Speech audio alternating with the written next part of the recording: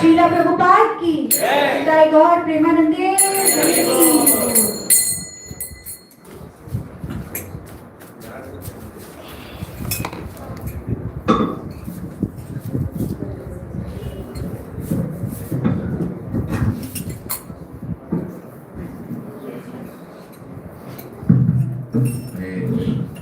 Thank you for wonderful kirtan.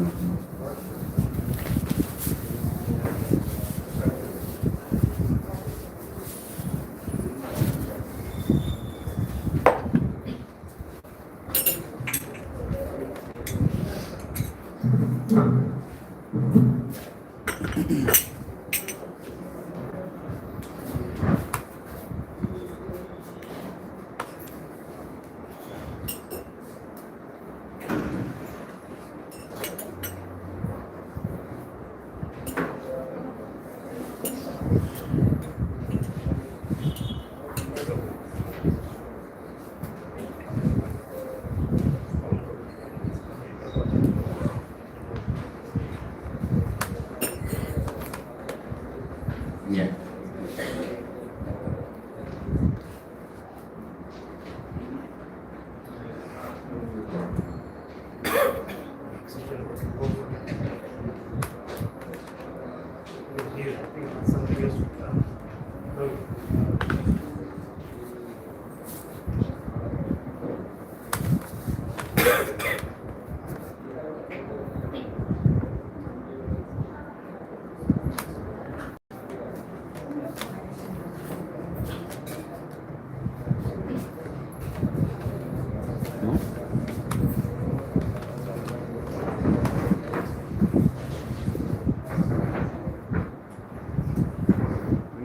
Selecting PC only.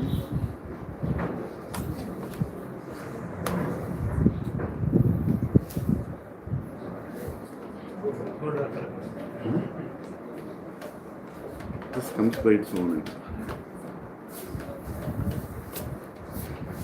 PC only will select this. Extend. Duplicate.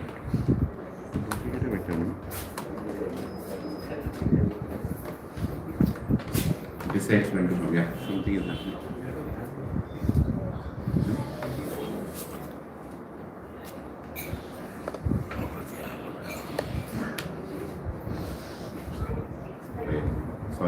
Sorry for the delay.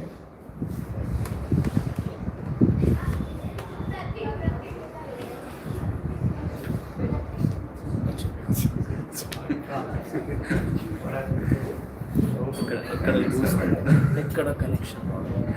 Hare Krishna.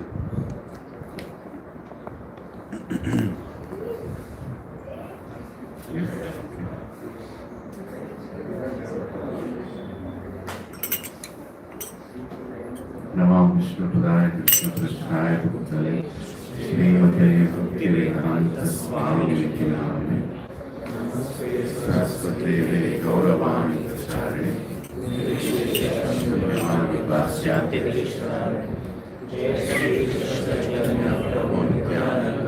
Shri Advaita Gadadhar श्रीवासादि गौर हरे कृष्णा कृष्णा कृष्णा हरे हरे हरे राम राम राम हरे हरे कृष्ण हरे कृष्ण कृष्ण कृष्ण हरे हरे राम हरे राम राम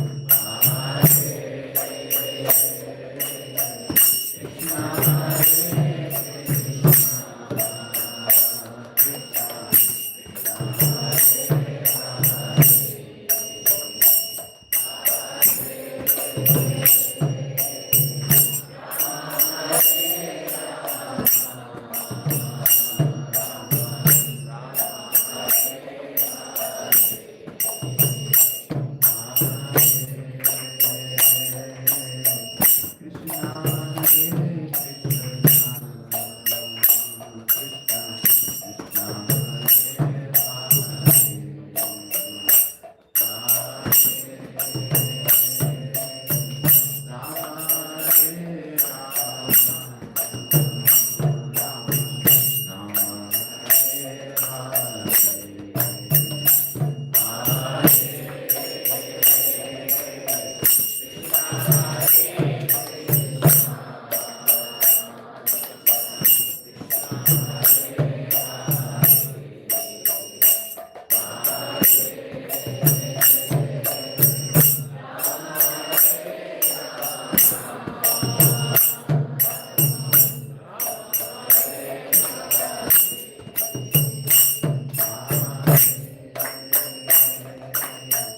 कृष्ण हरे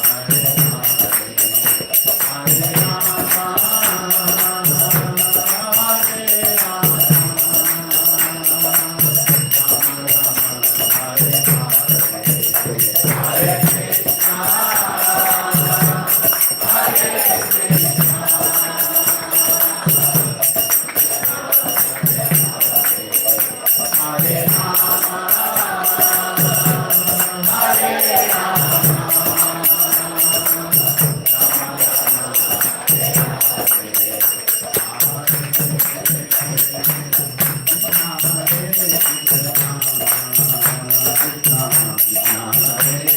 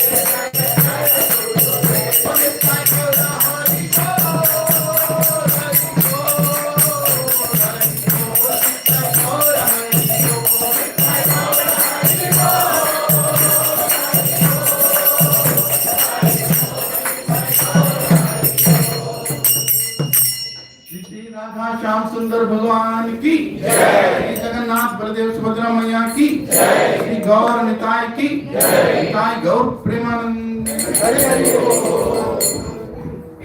ओम ज्ञानतिमिरान्धस्य ज्ञानाञ्जनशलाकया चक्षुरुन्मीलितं येन तस्मै श्रीगुरवे नमः। श्रीचैतन्यमनोभीष्टं स्थापितं येन भूतले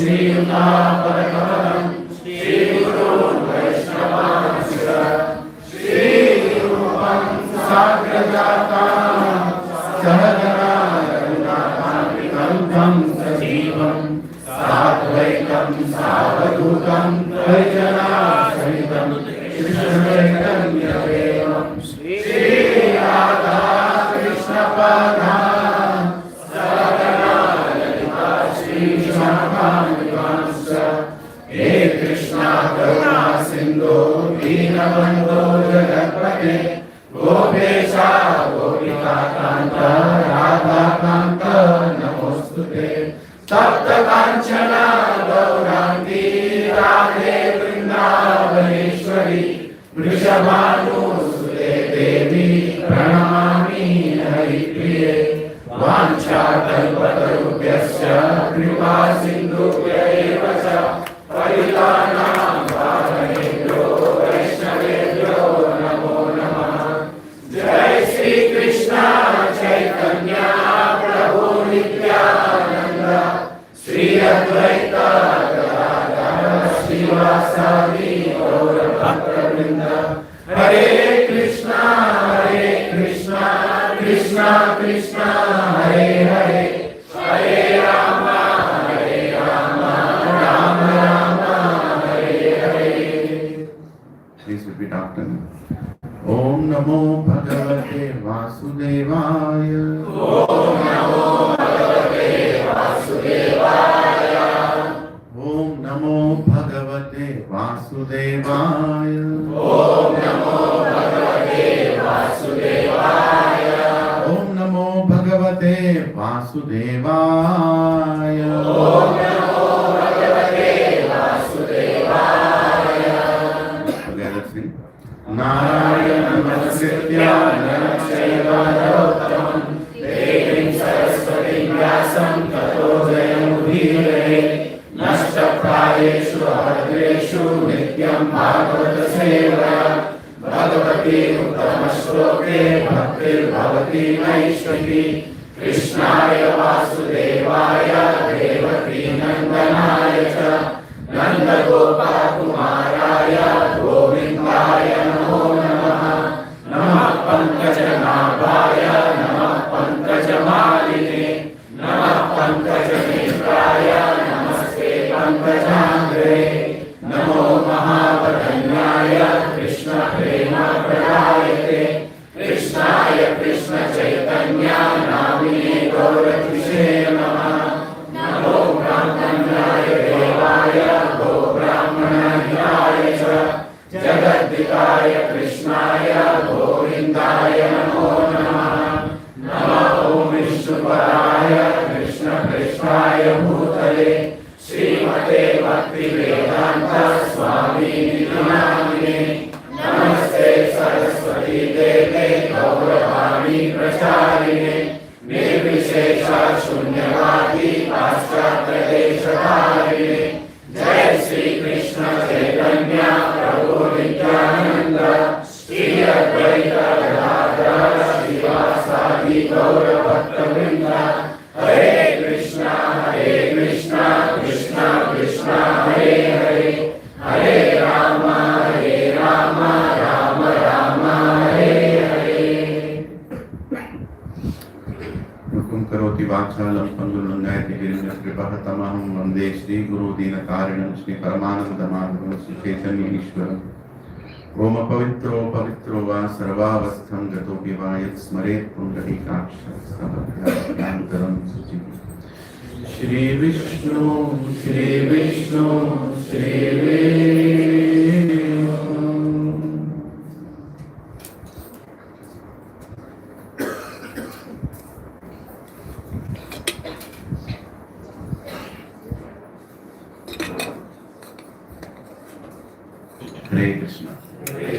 हरे कृष्णा हरे कृष्णा कृष्णा कृष्णा कृष्णा हरे हरे हरे हरे राम हरे Ram Ram Ram Hare Hare.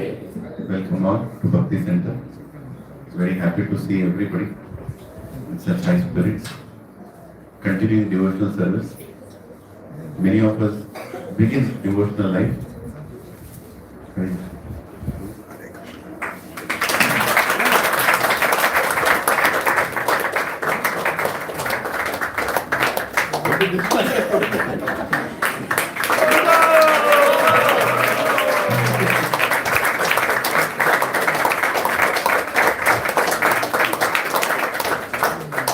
Because we cannot say thank you in any words, so this is one expression of gratitude. Please accept.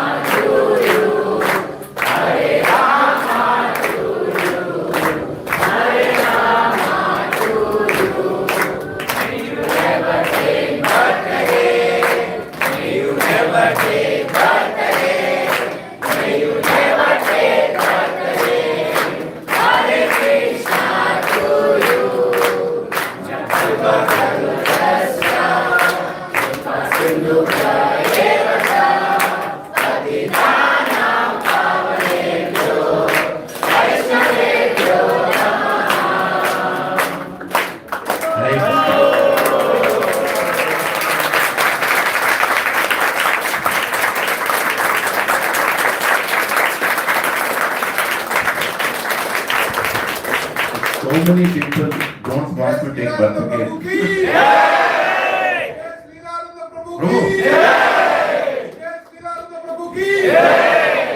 अनंत कोटि वैष्णव मंदिर की प्रभुपाद की.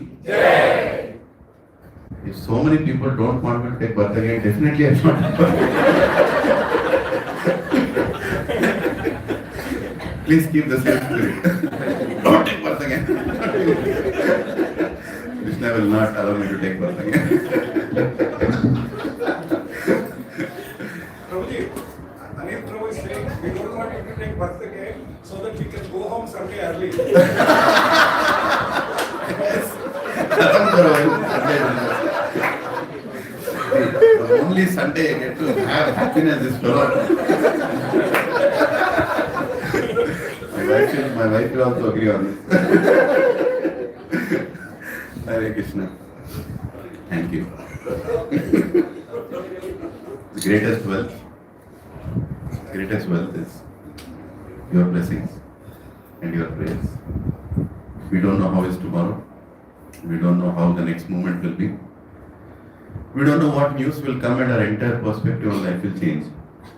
At this moment, at this very moment, Krishna is time, and I'm praying that I should be in association of devotees wherever I am. Devotees like you. Thank you very much. Hare Krishna. Thank you. When a child grows up and he has his own family, right? He's staying with his parents all along. Mother is cooking for him. Mother is cooking breakfast. Father is earning for him.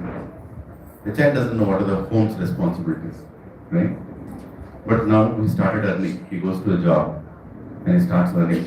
Suddenly some salary is coming. Earlier he used to go and ask his father, Nana, can you give me 1,000 rupees, Can you give me 500, I want to. But now suddenly 50,000 rupees is coming in his account, right?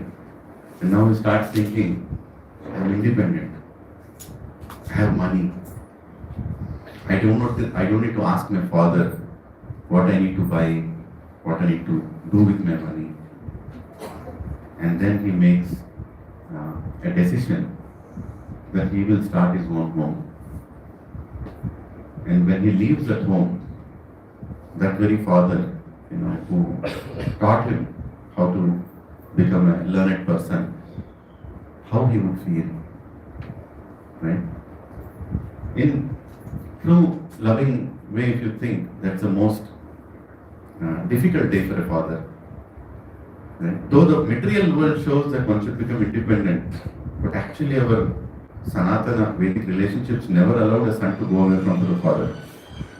A father would always see his sons in the same house. Always. Son would never leave the house, Prabhu and Madhurya. Our grandparents never saw their sons moving away from the house. Though today we are showing that as progress in life. That's not progress. So when a son goes away from the house, it's like a new birth. In a way, you see, a new life, a new birth. We all have gone away from Krishna.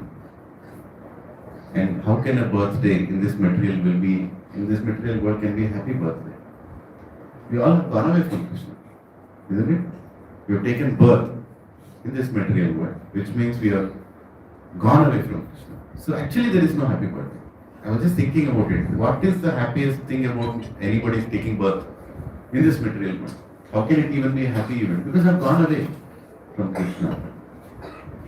But then I was thinking, when I saw messages from your wonderful devotees, that when we reconnect back to Krishna, that day is actually the happy birthday.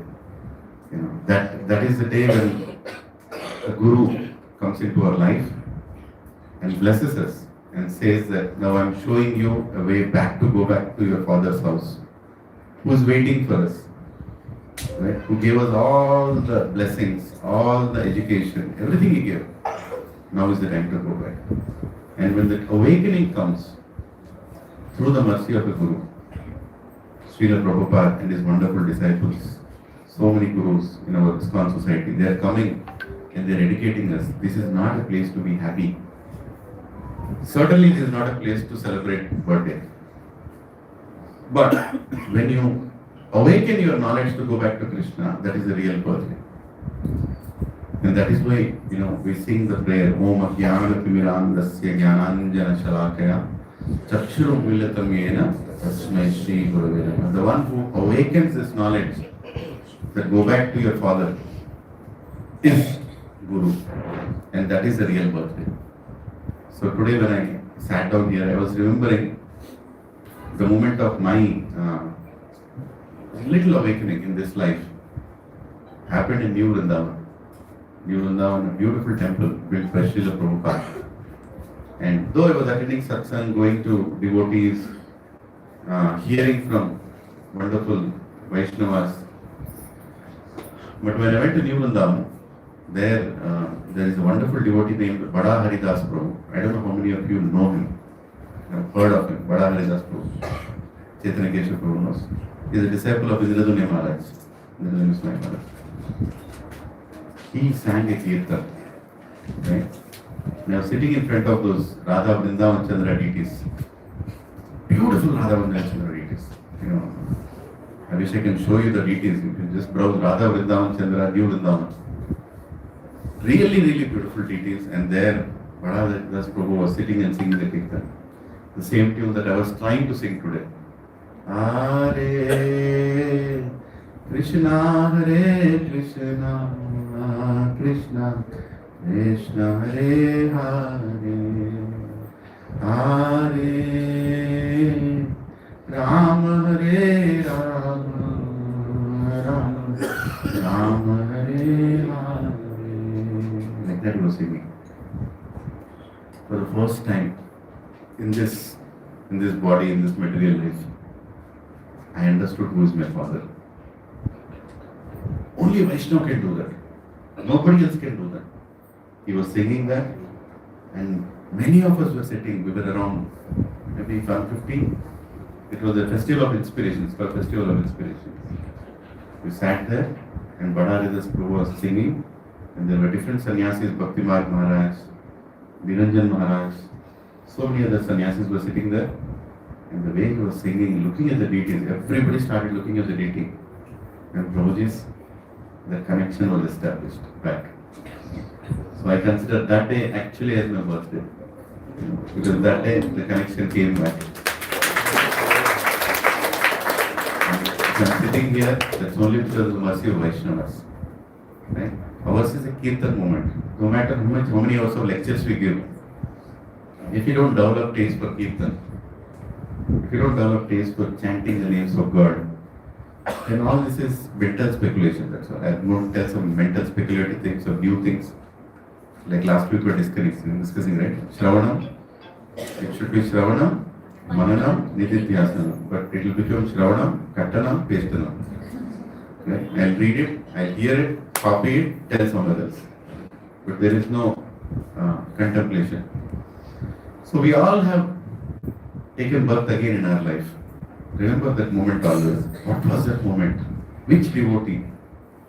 What he told and how the connection happened. And if it has not happened, pray for that. Pray for that. And after that connection happens, now Prabhupada Mataji's, we will not leave Krishna and Krishna will not leave us. You know, the rest of the life we don't have to put an effort. That I have to do something for Krishna. When you fall in love with somebody, you can't do anything else except loving him. बोलते हैं प्यार में पागल हो जाते हैं. ऐसा ही है. You know, when devotees establish their connection, then you go mad. Then you don't find anything else happy. Sometimes you flicker around here and there. You know, because of past habits, past conditionings, you go here and there, but you again come back to the same point saying that Krishna, I want to come back to you.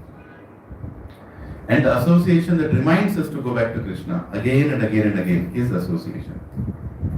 Okay? So, on this day I request everyone that please try to remain in association wherever you are. Don't take this for granted. Because I was in association, Badaridas Prabhu's Kirtan and the blessings of all the Vaishnavas there made me understand who is my father. Krishna is my father. Of this there is no doubt. And my journey is to go back to him. Now it's up to him how many lives he'll keep me here. But connection is established. So please stay in association. Please. Krishna knows today, you know, we drove and came here, we came in a cab, we walked and came here. Tomorrow can we walk or no? Tomorrow can we speak or no? God knows where we are going to be. That is a plan that Krishna has made for all of us. But whatever that plan is, our plan should be, I will not leave you, Krishna. And more than that, I will not leave your devotees. Dhruv Maharaj, after getting the blessing from Lord Narayan, he told, you will come and go in a flickering second. But the boon I want is I want to be surrounded by your devotees. Because तुमने darshan diya, you gave darshan, and all my desires went away. But to be in this situation, I need devotees. Okay? And many senior devotees, Prabhupada and Matajis, many senior devotees, they come back to the same conclusion. Like His Grace Anand Vrindavan Prabhu. If you hear his lectures, every lecture has a different title, but the content is same. He'll tell, stay with devotees. Prabhu, whatever you do, don't go away from devotee association. I see my Guru Maharaj, Radhanath Swami Maharaj, stay with devotees. I see any Sannyasi Maharaj, stay with devotees. If you stay with devotees, your spiritual life will go forward. No matter what happens, there can be thousands of misagreements, fights, whatever may happen. We are all people.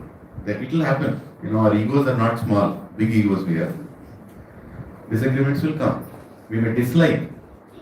Some devotee might even chat, you know, if lack of words, he may cheat other devotees. Maybe financially, maybe position, you know. Now we are going to come up with a big temple. You think everything will go smooth? Now the real, you know, business will start. Funds are coming in. Funds we need. Who is spending where? Why did you spend on this? Why didn't you tell me? How is it going? What we should start first?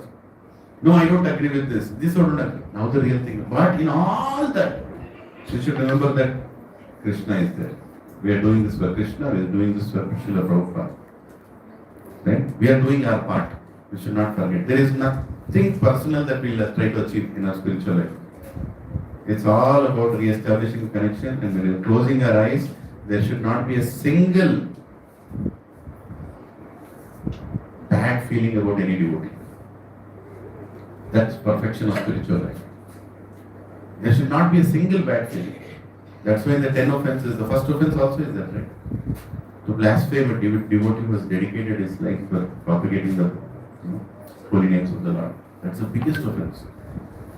So we have to make sure that we don't carry any grudges, we don't carry any bad opinions.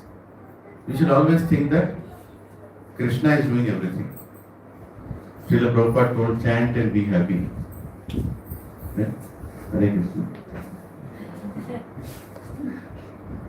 got one. The Prabhupada told chant and be happy. Okay? How many are happy? Not happy. No? Don't tell in front of, don't tell lie in front of. Many are unhappy. Then why did Prabhupada tell chant and be happy? What did he mean when he said chant and be happy? You want to know what Prabhupada meant? Chant and be happy with whatever Krishna gives. That is a complete sentence. Chant and be happy with whatever Krishna gives. Then you will be chant and be happy. If you say chant and be happy only, then you are not understanding what exactly Prabhupada meant when he said chant and be happy. Be happy with what? You have to be happy in whatever situation Krishna brings in front of you. Then you will be happy. Then chanting is working. Don't think that, oh, chant and be happy. I heard this recently from a very senior devotee. So, yes, that makes sense.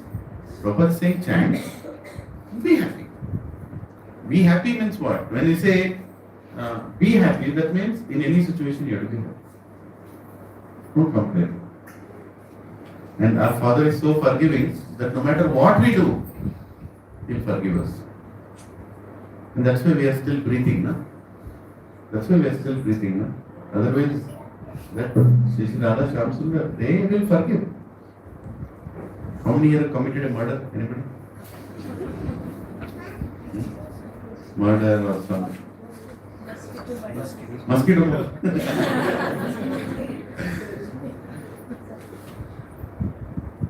We have committed more worse than a murder.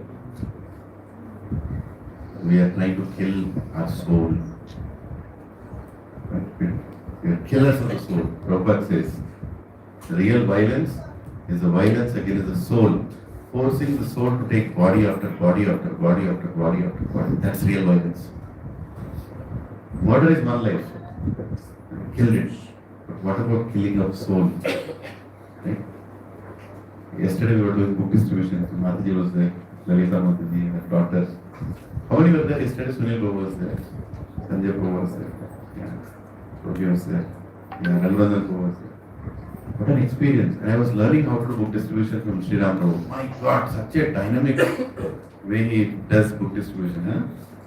He just connects with people, talks directly to their soul. Just they're walking, he stops them and he starts a conversation. Oh my God, that's unbelievable. I want to do that again and again and again. Then I started trying to do that. So much fun. When the first book goes, Mother, did you sell a book today? Yesterday? Huh? One book? You gave? Yeah, she gave it to a small boy. She told me. The small boy came and asked for the book. Mataji gave the book and even recited some verses. Hare Krishna. Prabhu, it's a great feeling when you give mercy of Krishna to somebody. Right? There were one boy and a girl, they were walking. I think they were in their college. No, their office. Maybe 26, 27 year old, something like that. He was just going. And I said, you look very happy today. Something like that I told. They looked at me and said, why don't you add your happiness by reading Bhagavad Gita? I said, no, we already have. But what is the point? We already have in the house. I said, no, take it. And the boy started saying that, what are you saying? You're saying that I'm not ready for something like this. I said, I'm not ready for something like this. I said, when do you think you'll be ready? When do you think you'll be ready? And the girl standing beside, she was looking at both of us and she was smiling. Then I gave the Bhagavad Gita to her. Mataji, you can look at it. What is there inside? She said, I know. I said, you know, but are you reading it? So I'm busy. We are trying to do something. I thought they were husband and wife, they were not. Two colleagues maybe. And then I told him, why don't you start? Somewhere you can start. And I was going on saying, I don't want to repeat, I don't remember exactly what all I was saying, but deep inside, I was intensely praying that Krishna, please give me the service of giving Bhagavad Gita to somebody today. Please, I don't have any qualification, I don't know how to do it. Please stay. Intensely I was praying inside. And they both looked at each other. They said, we want 2 Bhagavad Gitas. Hare Krishna. Thank you. woke up into one moment, okay, आज मेरा जन्म सफल हो गया. It gives such a good feeling. I want all of you to experience the happiness of giving Krishna. Right?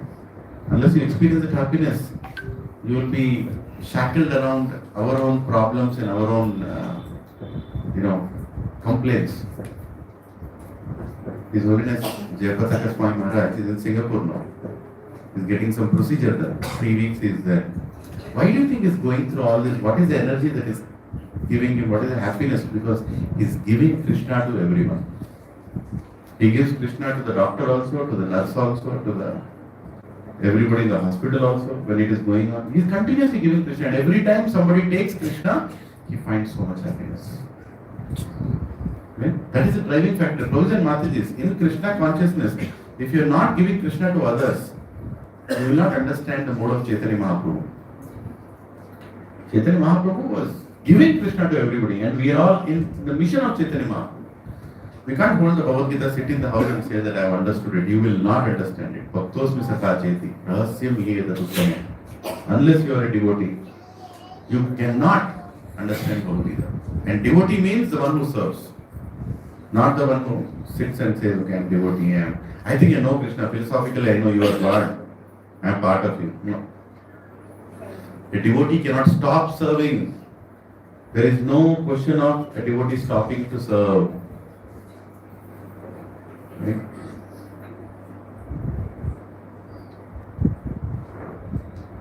Recently I was hearing some Vyas Puja offerings to His Holiness Radhanath Swami Maharaj. And one of the places one disciple asked Maharaj, right? Maharaj, give me a personal instruction.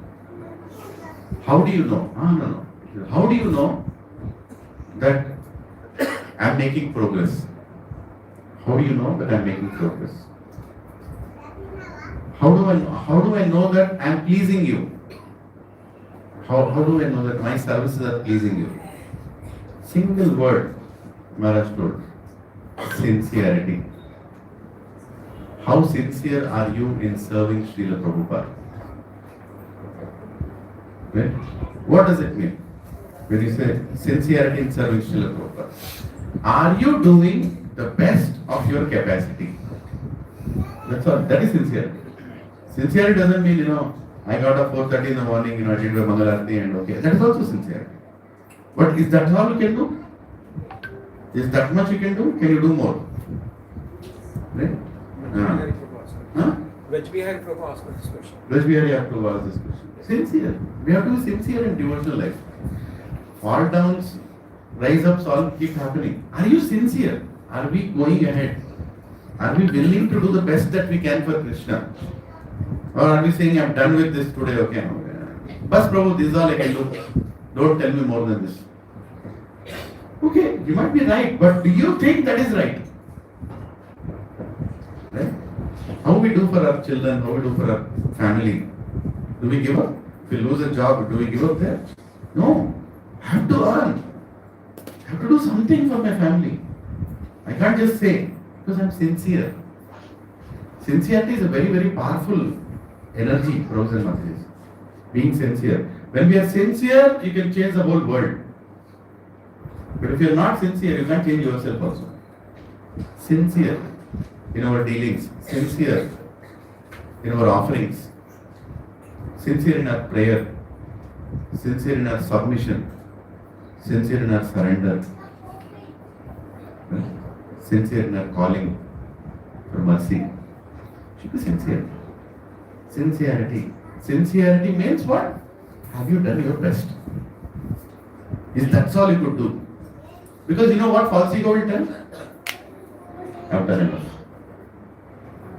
First thing it tells, I've done enough. But you should tell, no, I've not done. How do you think I've done? There's so much more I can do, which I'm not. Can everybody come a little? There are people sitting near the door, there's no reason. Yeah, just everybody, please come forward. Yeah. Just come forward.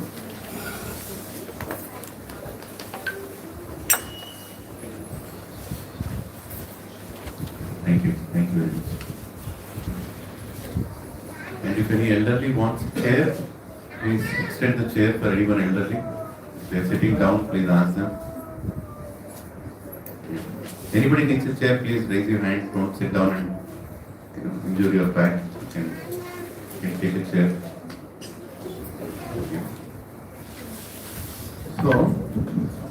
So that was the answer. Sincerity. Srila Prabhupada was extremely sincere towards his Guru. In no situation, Srila Prabhupada chose to tone down. Right? He opened a temple, he wants to open more temples. He started preaching, he wants to preach more. And what kind of challenges Prabhupada went through? You can't even imagine, you can't even fathom. Especially with Western disciples, Western people, Western culture. Right?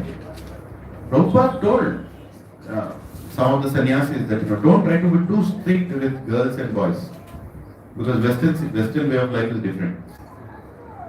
I have to allow them to talk to each other. Because some of them, when they went to India, the way they saw in Gaudiya Math, kind of, it's a good thing, There has to be clear distance maintained between Matajis and Prabhujis so that they don't disturb each other's spiritual life. But Prabhupada even had to adjust that to take the movement forward. And he understood, what all he has to, make, what all he has to amend. Not changing the principle, but the details to make sure that they are able to serve Krishna. Prabhu, it's not easy. He initiated a disciple and he married another Mataji. And one more Mataji came to that European country. And that Mataji became pregnant because of this problem. And this comes to Prabhupada. Can you imagine what he has to deal with? Both are disciples. That Mataji is a disciple, young disciple. Here is a disciple who is married to another disciple. But he had an extramarital affair and that Mataji is pregnant. Now what do you do now? We can't even think, right? But Prabhupada dealt with that. I'm telling this because this is material world. And Prabhupada knew what he was dealing with. And Prabhuji, in those circumstances, bad health, travel, letters every day, and writing Srimad Bhagavatam purports, he was dealing with these kind of issues and many, many such issues. Right? We are not here to speak ill about devotees, but why am I telling this example, which might sound like very grave? Because you understand what sacrifices our acharyas have done for us. And what they are still even doing now. One devotee, he goes to a sannyasi and he says, I think I want to become a nationalist and, nationalism is more important. I have to save this country and this and that and that. And then sannyasi says, okay, you do, but please chant your rounds. Don't leave this. I'll join RSS. That's more important. They are doing much higher service. Like that. I said, yeah, we are also part of RSS. Radha Shyam Sundar Seva Sangh.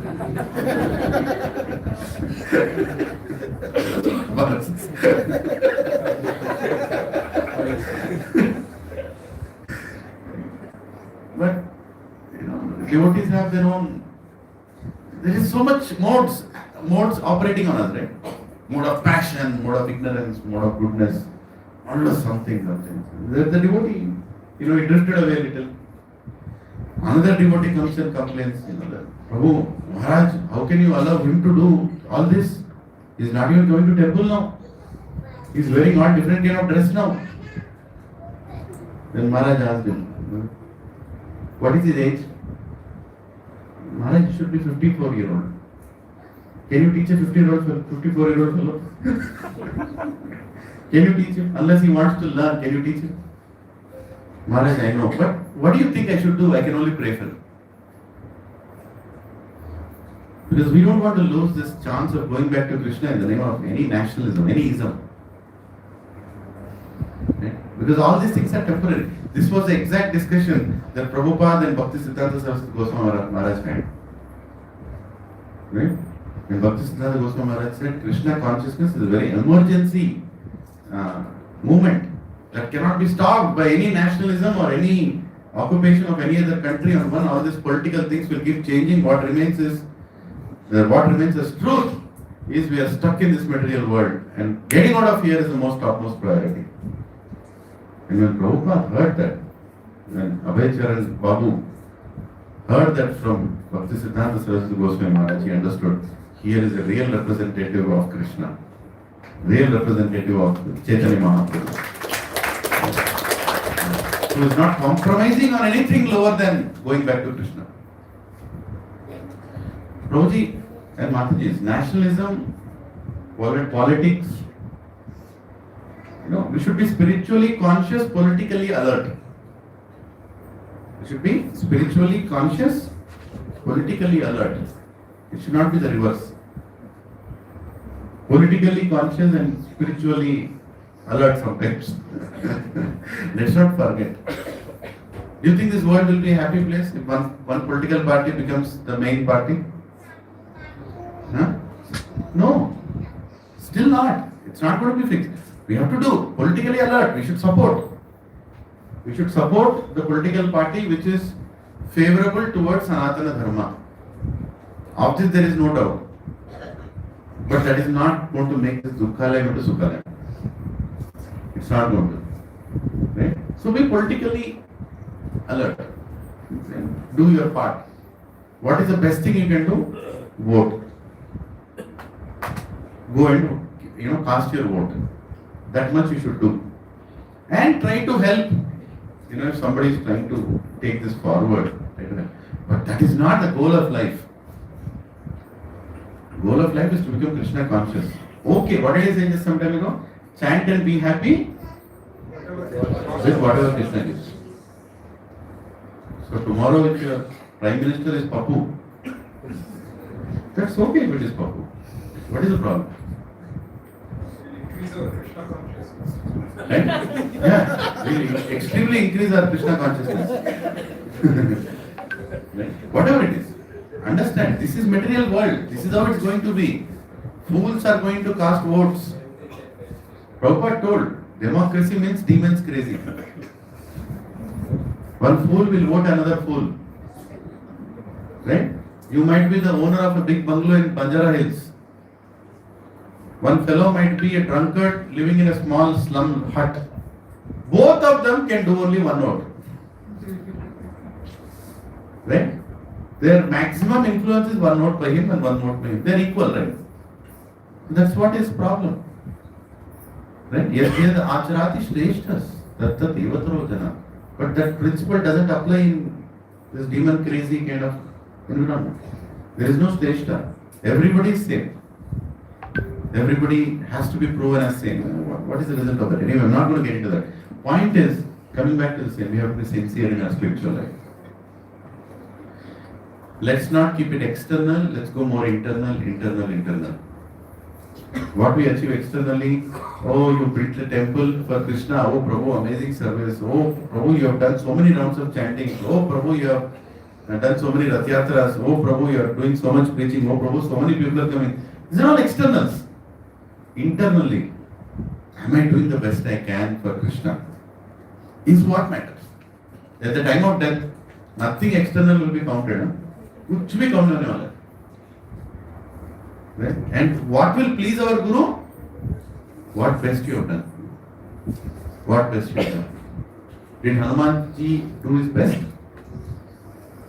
He did more than his best. He was asked to go and pass the message. He burned that place and came. Isn't it? That is what we should become. This is a month of marathon. Prabhupada said marathon. Marathon means what? Everybody running together.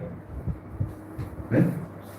And marathon doesn't get closed in one day. Sometimes in multiple days also. We keep running and running. Prabhuji, this is a month of marathon. Entire ISKCON is running to please Srila Prabhupada. Are we all running? We should run. We should run with the devotees. Take the books. Keep a table. Stand there and pray to Lord Nityananda Prabhu. Please help me serve you. That's all you need to do. Book distribution is very simple, Bhajana. You need few books. First of all, you need books. To distribute books, you need books. So take some books. Right? Subara Prabhu can help you get books. Contact him. Take books. Take books so you can distribute till next year December. Each one. Take books. When you have books, you distribute books. Then what you should do? Buy a small table. That foldable table is there. Little small fold. It can also fit into your car. Keep one carton of books in your car. Intensely pray to Srila Prabhupada. Prabhupada, please. I have no capacity to serve. Please allow me to serve. Park your car at a place that you would not expect you will park. You just park it there. Open the table. Keep it there. Keep the books on the table. Remove your phone. Keep the Hare Krishna mantra. Stand there holding a book and pray to Lord Nityananda. That's all we need to do. Do that for 1 hour. Whoever will come, will come. If nobody comes, keep the books back. Keep it in the car, table inside, go home. But you've tried. Right? You've tried. There were a lot of issues that happened after Prabhupada left. A lot of temples went through difficult times, sannyasis went through different times. At that times, this great Vaisheshika Prabhu, I heard this from somebody. He didn't want to convince anybody. He took the books, went on the street, and he started distributing books. And he did that for years and years and years and years alone. Prabhupada disciple. He did that alone. And people started joining him. One after the other, one after the other, one after the other. Today in entire ISKCON, he is the greatest inspiration for book distribution. Right? Bhadra Purnima was started by him. And he sets the targets for the entire ISKCON society. How much book distribution should happen? He sets the target. He inspires the whole world.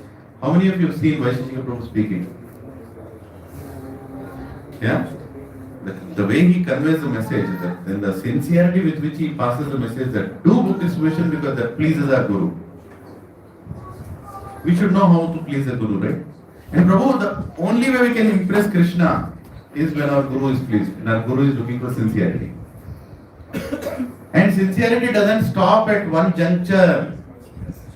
I've done this, it's enough. It doesn't stop there. Sincerity should continue until our last breath. A little more. There has to be a connection between you and the devotee sitting beside you. So establish that little touch by going very close to the devotee. Yeah. Hare Krishna. Thank you.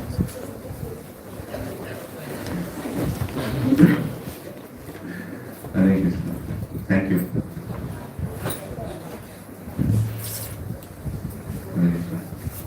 Sorry for the inconvenience, but this inconvenience there is bhakti. So be close. Can you touch the? Are you touching any devotee beside? That means you are really rightly situated. We have to be in touch with devotees to go back to Krishna, right? Yeah.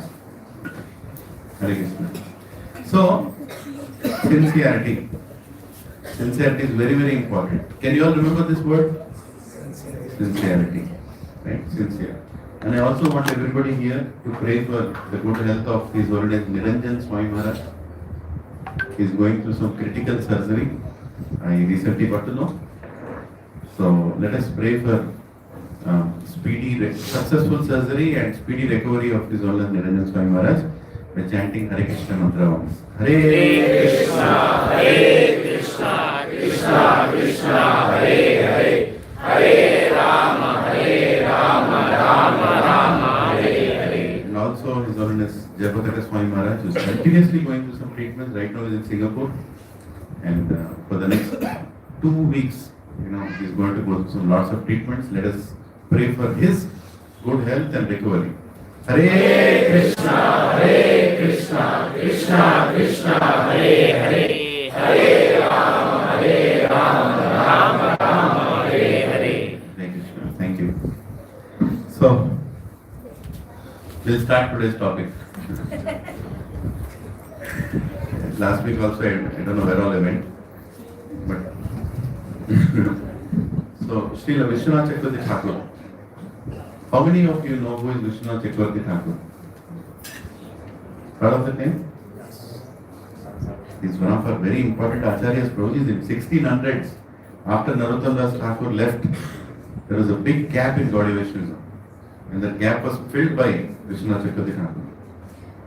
And Vishnawatha Chakravarti Thakur is none other than Swayam Manjari coming from the spiritual world. His mother was a disciple of Narottam Das Thakur. No, his mother's husband. He was a disciple of Narottam Das Thakur. And Vishnawatha Chakravarti Thakur was one of the greatest scholars. And he brought the gopi, the importance of gopis and gopis bhav and gopis prema for Krishna. And his contributions to our scriptures are unlimited contributions. And he wrote many scriptures, and one of the scriptures is Madhurya Kadambini, from which we are going to speak a little bit for our application. It's a very advanced scripture, but something that applies to us. I picked up some part of it, and we can discuss a little. So many scriptures were written by our acharyas, and in those days they were not reprinted. There was only one copy of the scripture. That's it. They have written it. So there was one scripture written by Sridhar Swami Maharaj also. And it was there with one devotee in Orissa. The original version of that scripture was there with one devotee. There was no other print. I forgot the name of the scripture. And when he showed it to his Guru Maharaj, Gaur Govind Maharaj, the disciple, he was a disciple of Gaur Govind Maharaj, he showed, Maharaj, I have this. And this is coming for like hundreds and hundreds of years ago. Sridhar Swami Maharaj, Swayam handwritten scripture. Gaur Govind Maharaj paid obeisance. This is the greatest treasure our acharyas have given. Please keep it safely. And unfortunately, the devotee was moving house from one house to another house. And in that move, the scripture was lost. Is it Madhurya Kadam? No. That's a different one. So he told this to Gaur Govind Maharaj. Maharaj, I don't know what happened. I can't find it again. Can you imagine, Prabhupada Mataji, that Gaur Govind Maharaj cried for 3 days. For 3 days he was crying, weeping. How could this happen? That was a mercy of an acharya. He gave everything that we need. And he felt the loss of that scripture so much. And today we have scriptures in our walls, in our cupboards, right? We don't have that much value for them. We should develop that value for them. And we develop that value from them when we read them, when we try to understand them. That is when we develop the value. Otherwise, this will be like another good-looking, interior work done. Keeping books there. No, they are not interior work done. They have a lot inside it. So Madhurya Kadambini is one such scripture written by Srila Vishnawatha Chakravarti Thakur. When Vishnawatha Chakravarti Thakur was 7 years old, he was so scholarly and so intelligent that one big Pandit, they call Digvijay Pandit. Digvijay means, there is another Digvijay Pandit who came to Chaitanya Mahaprabhu. But this is different. Digvijay means who is not defeated in his scholarly arguments throughout the world. And when he came to Navadvip was a place even Vishnawatha Chakravarti Thakur appeared. In 1600s. A 7-year-old boy defeated that great Digvijay Pandit with no effort. And that Digvijay Pandit was shaved. 7-year-old boy. How can you imagine? Is there any 7-year-old here? What is it? He is 7-year-old? No, he's more than that. 8 years old. Can you imagine that boy defeating a great scholarly acharya, coming and saying, tack with scripture? He didn't have an answer. And that Digvijay Pandit said, I should go and commit suicide. This is too humiliating. And in his dream, Mother Saraswati appeared and said, don't worry. Don't do anything drastic. You are fortunate you got defeated by a great Manjari. There is a great associate of coming from the spiritual world. That boy is not an ordinary boy. You got defeated by somebody coming from Goloka Vrindavan. Oh, really? Such a great personality. Vishnawatha Chakravarti Thakur. When Vishnawatha Chakravarti Thakur read Srimad Bhagavatam, there were 3 brothers. His father was a great devotee and he had 3 sons. Vishnawatha Chakravarti Thakur was the youngest. So elder brother, he taught Srimad Bhagavatam to his younger brother. Can you imagine? In a house, brothers are teaching each other. And he read the entire Srimad Bhagavatam. And his brother taught him. At the end, his brother asked, okay, what do you think is the conclusion of Srimad Bhagavatam? And Vishnawatha Chakravarti Thakur said that after hearing entire Bhagavatam, learning Bhagavatam, I feel the conclusion is we should go to Vrindavan. That was the conclusion of Vishnawatha Chakravarti Thakur.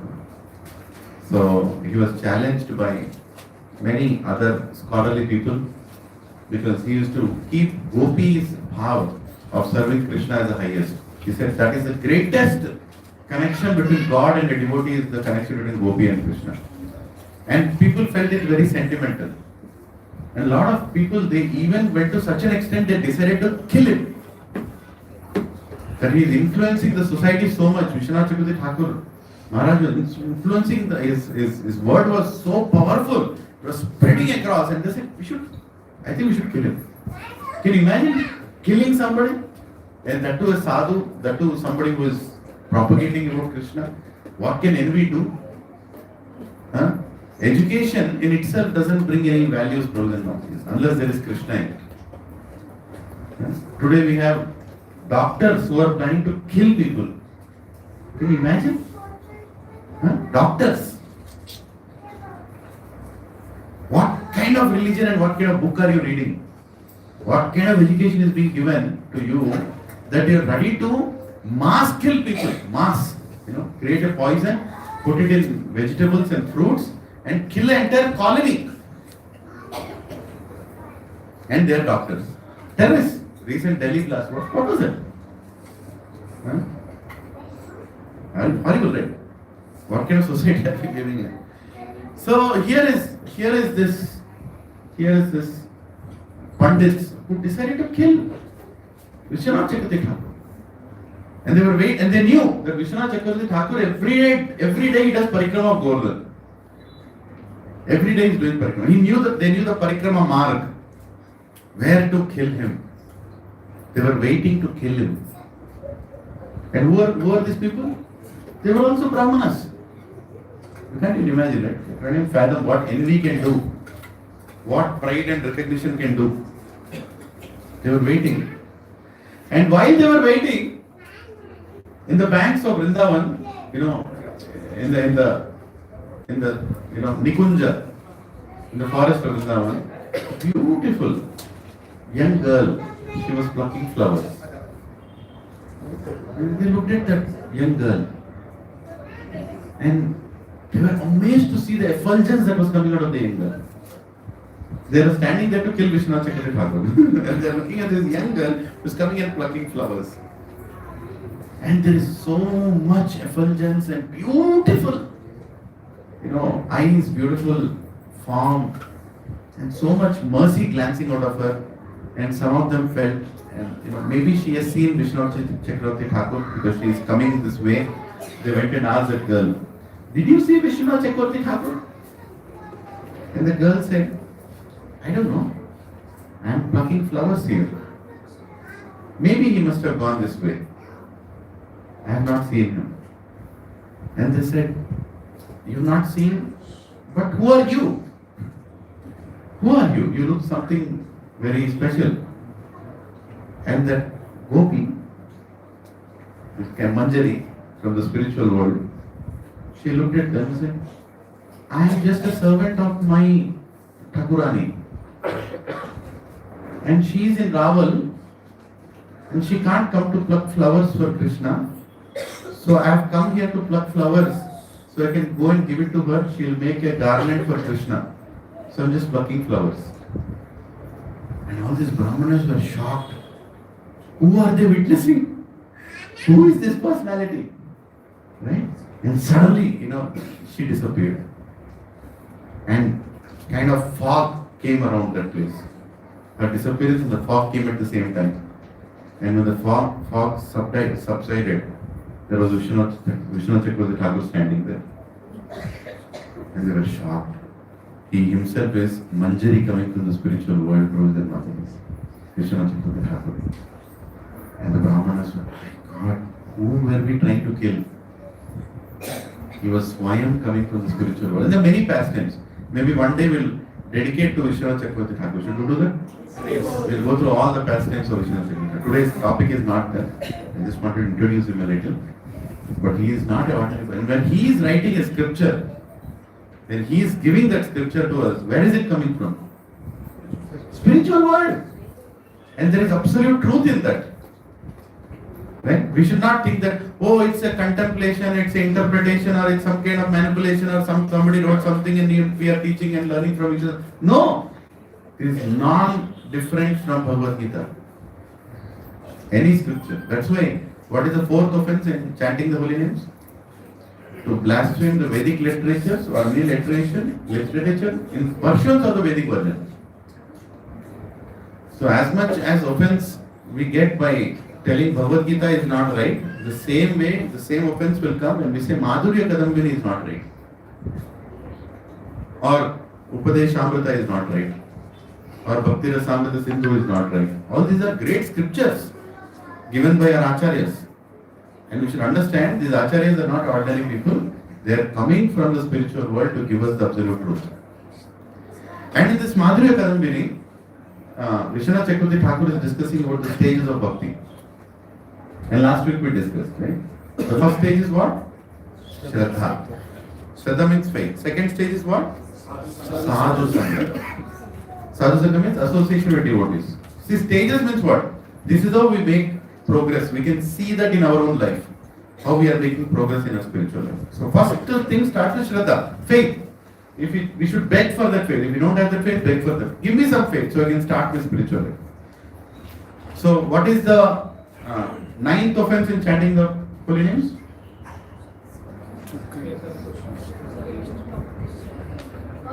To give the holy name to somebody who is not faithful, who doesn't have faith. We should not give.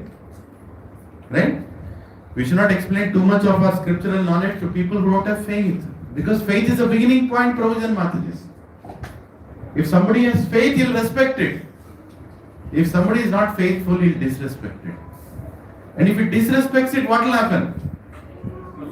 His spiritual life will go down further. Right? If somebody doesn't have any interest towards God and you are trying to give him all the knowledge, what will he do? He will go and speak bad about that knowledge elsewhere. And by speaking bad, his plan to go back to Krishna was 20 million lives. By you telling that thing, it has become 25 million lives. That is why we should be very careful giving confidential bhakti-related knowledge to people who are not interested. Yesterday, Chakravarti Prabhu was trying to convince one Mataji to take the book. It was book by Ramayana, written by Bhakti Vikas Maharaj. It was there. And she was holding the book. He was going on telling. In 15 minutes, he finished the entire first session of SSR. And that girl was, she was wearing a tilak, she was holding, she had money, it's not like she didn't have money. I was distributing somewhere else. And then I looked at Chakravarti Prabhu, what's going on? So merciful, he wants to give. He doesn't want to stop, he wants to give. He was going on and the girl was like, Avtandi naku, avasram ledu, my interest ledu. She was like, Mataji, is it chadute, read it will be nice. It was going on and on and on and on. And I finished my books were over. Then I looked here, he was still going on. So I went to Chakravarti Prabhu. Then he looked at me, like, help me. He didn't say that, but I could feel, Then I looked at her and I asked, Mataji, this is Ramayana. Where is the question of rejecting or accepting Ramayana? It's Ramayana. Here is Lord Shiva's temple. We are standing in front of it. Lord Shiva is telling anybody who leaves their body in Kashi, Ram. And here is Ramayana. Why don't you just take it? And she just looked at me and said, Uddandi.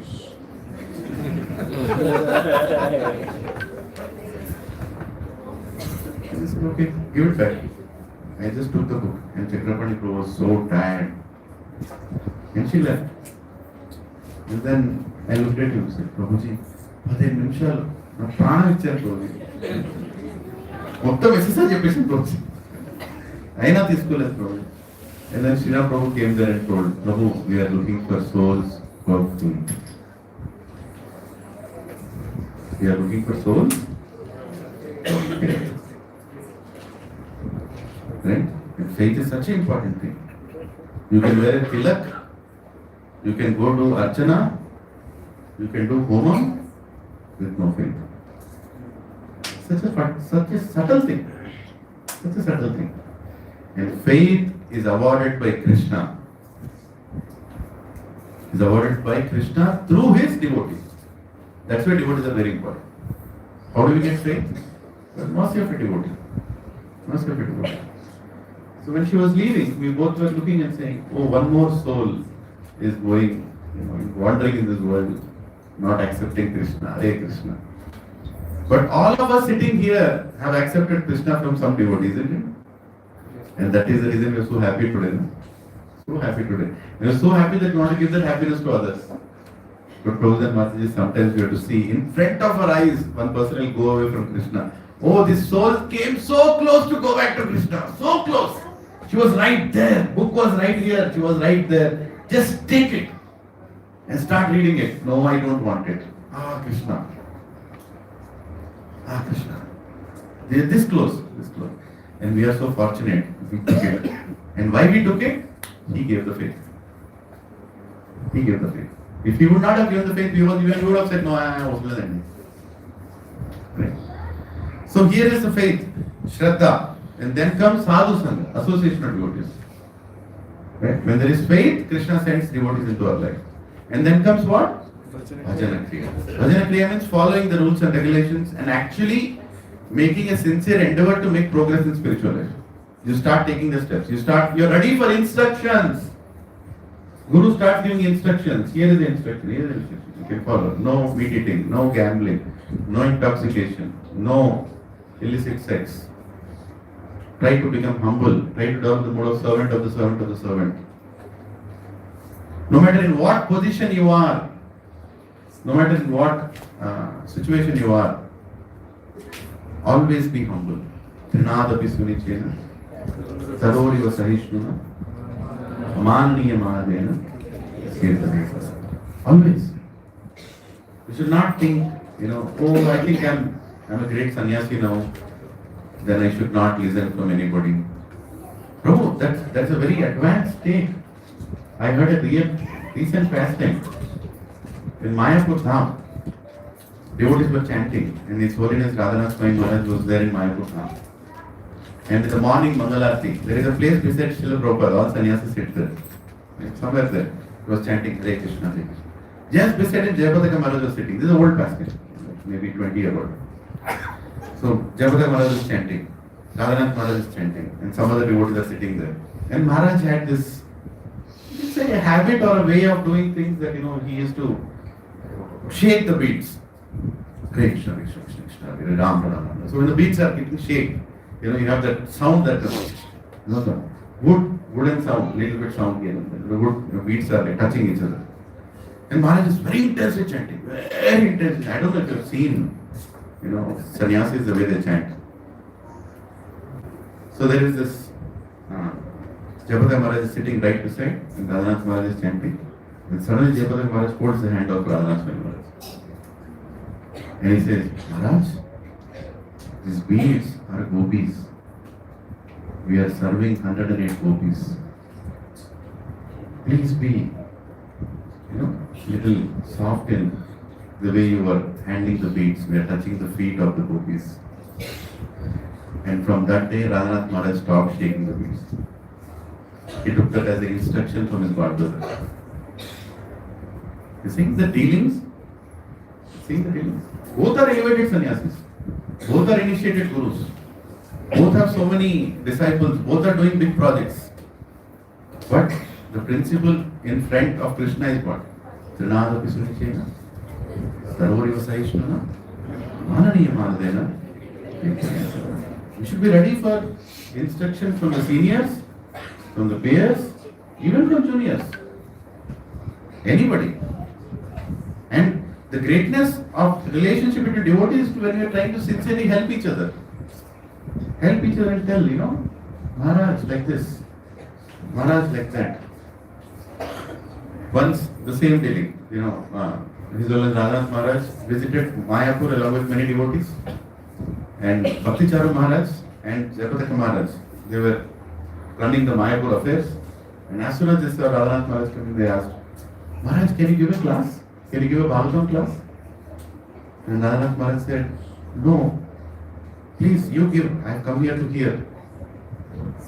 And Jayapataka Maharaj said, Maharaj, please give a class. We want to hear from you. Give a Bhagavatam class to everybody. And Radhanath Maharaj said, no, when you're all here, why should I give a class? I've come here to. But if it's your instruction, then I will give a class. These are devotee dealings, Vaishnava dealings. Maharaj, if it's your instruction, I'll give a class. Then Jayapataka Maharaj said, how can I instruct you? We both are God brothers. We both are disciples of Srila Prabhupada. I don't have a right to instruct you. Radhanath Maharaj said, no, but if you instruct, I'll give a class. I'm not going to. If it's your instruction, then I have to follow the instruction. Then again, Maharaj said, Jayapataka Maharaj said, I can't instruct you. Radhanath Swami Maharaj, I can't instruct you. We want to hear from you. It's a seva. You can do. Maharaj, if you instruct, I'll give a class. And Jayapataka Maharaj said, I humbly instruct you to give the class.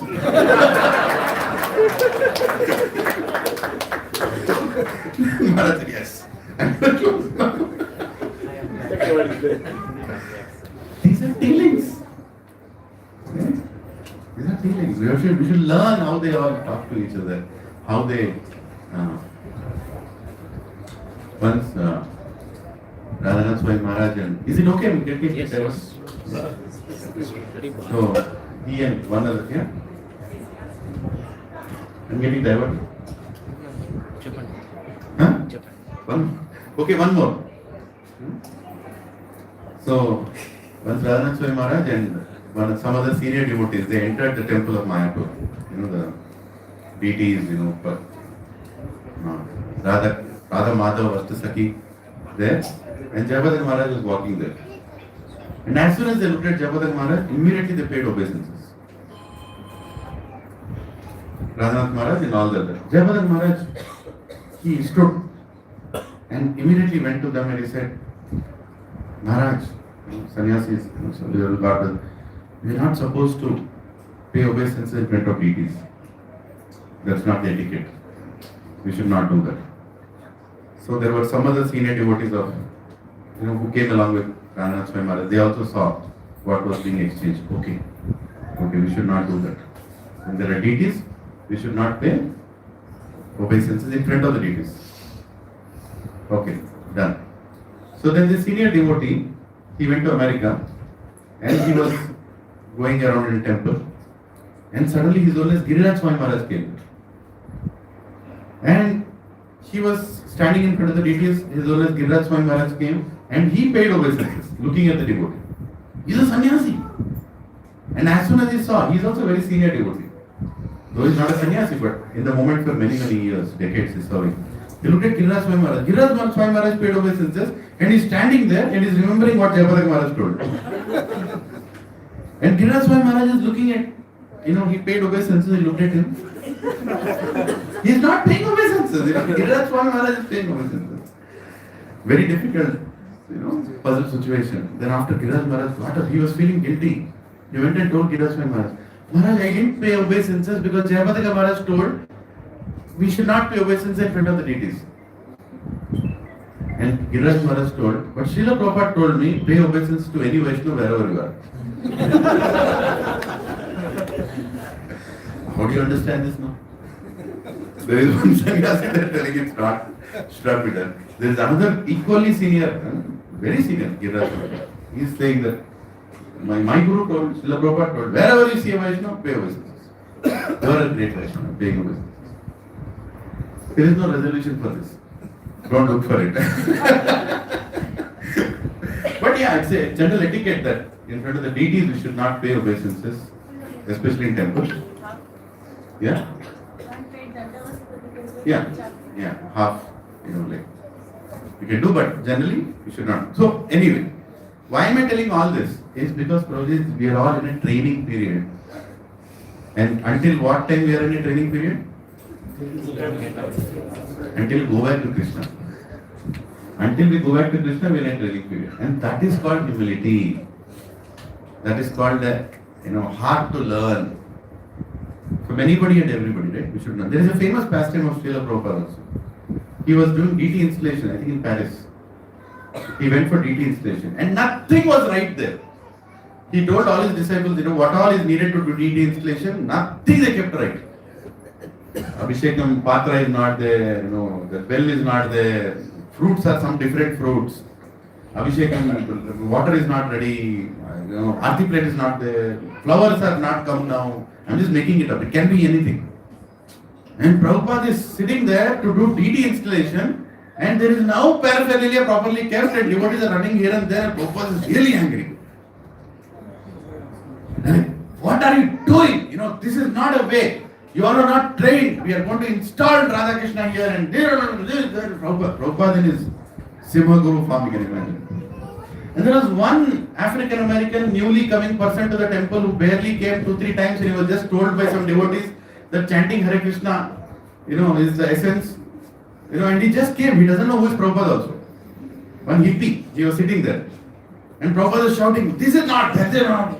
You should keep all this. He comes to him and says, chant and be happy. Just chant. Why are you? And what did Prabhupada do? He took his beads and he started chanting. Prabhuji, this is an acharya.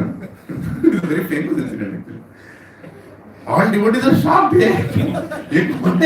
Prabhupada. Telling him. But look at the reaction of Prabhupada. That's the most important. He didn't look at him saying, who are you to? Telugu, what did you do? No. He felt that is a message of Krishna coming from this young boy. And immediately started chanting. Right? This is sadhana bhakta. Right? Sadhana bhakta means through sadhana we make progress. Nitya siddhas, sadhana siddhas. There is a difference. And we are all trying to become siddha through sadhana. Through sadhana. Right? So here is Bhajana Kriya means actually following the instructions. You can say engaging in regulative, you can repeat after me, engage in regulative devotional practices as instructed by a spiritual master. Such as chanting and following principles. That is Bhajana Kriya. Bhajana Kriya doesn't mean I am sitting in Bhajan. क्या करें? Bhajan Kriya करके आए. Bhajana Kriya doesn't mean you are sitting in Bhajan. A lot of people think like that. Bhajana Kriya means following the instructions given by a spiritual master at this stage, after sadhu sangha. And then comes anartha nivritti. Anartha nivritti means decreasing unwanted attachments. And then comes nishtha. Nishtha means steadiness. Now I am steady. And then comes ruchi. When I am steady, some taste will come, ruchi will come. And then ashakti. Ashakti means you are attached to it now. You can't leave it now. I have to go to satsang. I have to do the chanting. I have to meet the devotees. There is no ifs or buts. You have to. Why I will go to satsang because probably you will feel bad. That is not ashakti. Right? That's not ashakti. Oh, I have to go to satsang because my spiritual master will get to know. I have to do chanting because unnecessarily a bored. That is not ashakti. You understand? Ashakti means I cannot live without it. I have to do. This is my, like early morning when you get up, you go and sit on the table to have breakfast. That is ashakti. I have taken work to take breakfast. What is there for breakfast? You have to break my fast. Like so much attachment you want. I'm not saying that is ashakti, but a subtle form of ashakti, a perverted form of ashakti. But ashakti means attached. And then comes bhava, divine love. Bhava is told the initial stage of divine love, marked by intense emotion and ecstatic feelings. If you read Chaitanya Charitamrita, Madhurya, you will see the bhava and prema state of Chaitanya Mahaprabhu. when he's in Jagannath Puri, how he is going from one house to the temple and how he's coming back, how he's interacting. Very advanced state of devotional service. Right? And finally, it is prema, pure love. Pure love. Pure love. The final supreme stage of pure and selfless love for God, considered the ultimate goal of life. What do we tell after chanting all the 10 offenses to holy names? Any devotee who wants to achieve the goal of life, Krishna prema, has to make sure it doesn't, break this rules, that performs these offenses. How many of you daily chant 10 offenses to holy names? Oh Krishna, maybe we should take a session on the 10 offenses to holy names. Yeah? Or I can ask, should I ask His Grace Chaitanya Charan Prabhu to take a session? He's coming, so I'll ask him if he can take a session on 10 offenses to holy names. Right? Or some senior devotee, because if I speak, it will be like upar se chale jayega. But if they speak from heart, it goes into the heart. Even I want to can say. So, Prabhujan Mataji, everybody here should recite those 10 offenses. Right? Okay, let's try to recite once. To blaspheme the devotees who have dedicated their lives to propagating the holy name of the Lord. To consider demigods like Lord Shiva or Lord Brahma to be equal to or independent of the holy name of Lord Vishnu. To disobey the instructions of the spiritual master. To blaspheme any Vedic literature or literature in persons of Vedic Bhajana. To consider the chanting of Hare Krishna to be imagination. To give some mundane interpretation of the holy name of the Lord. To commit sinful activities in the sense of the chanting of the holy name of the Lord. To consider chanting of Hare Krishna as one of the auspicious ritualistic activities mentioned in the Vedas as fruitive activities karma kanda. To inflict your faithless presence over the glories of the holy name of the Lord. To not have complete faith on the chanting of the holy name of the Lord and to maintain material attachment in spite of understanding. So many instructions on this matter.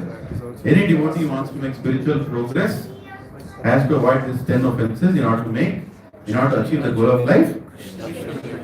Very important. That's all. Right? You'll remember it only if you're doing it daily. It's that easy. Lord Shiva, Lord Brahma, any demigod and approach. Yeah. Instead of Lord Shiva, Lord Brahma, he told GBC decided to call it as any devatas. Yeah. No, that's okay. Devata and demigod is same. Yeah. So we should remember these things, right? How to achieve Krishna prema? By chanting without any offenses. And there are stages in bhakti. Right? We can go through that. There is a lot to learn, Prabhupada Mataji. If you all think you've attended SSR and that's perfection of life, I'm sorry, that's beginning of spiritual life. That's not. Right? There are a lot more. Okay. So now, here in Madhurya Kadambini, Srila Vishnawatha Thakur is telling that when we do Bhajana Kriya, that is at a stage when we are being told instructions by our spiritual master, there are 6 obstacles that come along the way in Bhajana Kriya. 6 obstacles in Bhajana Kriya. Please repeat after me. Utsahamayi means false confidence. False confidence. Okay, repeat again. Utsahamayi. False confidence. Next is Ghanatarala. Unpredictable endeavor. Third is View the Vikalpa. Indecision. Next is Vishaya Sangara. Struggle with the senses. Next is Niyamakshama. Inability to uphold vows. And finally, Tarangarangini. Enjoying the facilities offered by Bhakti. Right? So, these are the 6 which we'll discuss now, one by one. They happen one by one, like that. Okay? There are 6 of them. These 6 stages come in our Bhajana Kriya stage. Everybody will go through this. And we should know, first of all, that it is a problem that is happening. Right? So, I just have to go for nature's call. I had a lot of water before coming here. Somebody can chant Hare Krishna for 2 minutes or so. A small kirtan. Fine. He's coming back. Hare Krishna, Krishna Krishna, Hare Hare, Hare Rama, Rama Rama, Hare Hare, Hare Krishna, Krishna Krishna, Hare Hare, Hare Rama, Rama Rama, Hare Hare, Hare Krishna, Krishna Krishna, Hare Hare, Hare Rama, Rama Rama, Hare Hare, Hare Krishna, Krishna Krishna, Hare Hare, Hare Rama, Rama Rama, Hare Hare, Hare Krishna, Krishna Krishna, Hare Hare, Hare Rama, Rama Hare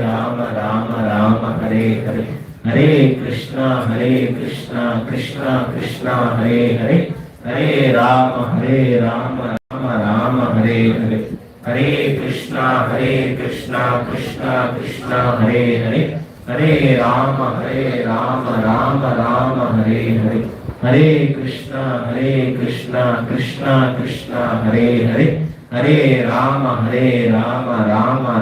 Hare Hare, Hare Krishna, Krishna Hare Hare, Hare Rama, Rama Hare Hare, Hare Krishna, Krishna Hare Hare, Hare Rama, Rama Hare Hare, Hare Krishna, Krishna Hare Hare, Hare Rama, Rama Hare Hare, Hare Krishna, Krishna Hare Hare, Hare Rama, Rama Hare Hare, Hare Krishna, Krishna Hare Hare, Hare Rama, Rama Hare Hare.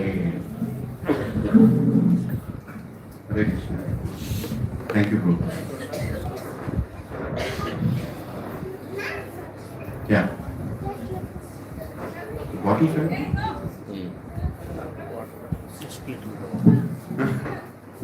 Little bit of water fell.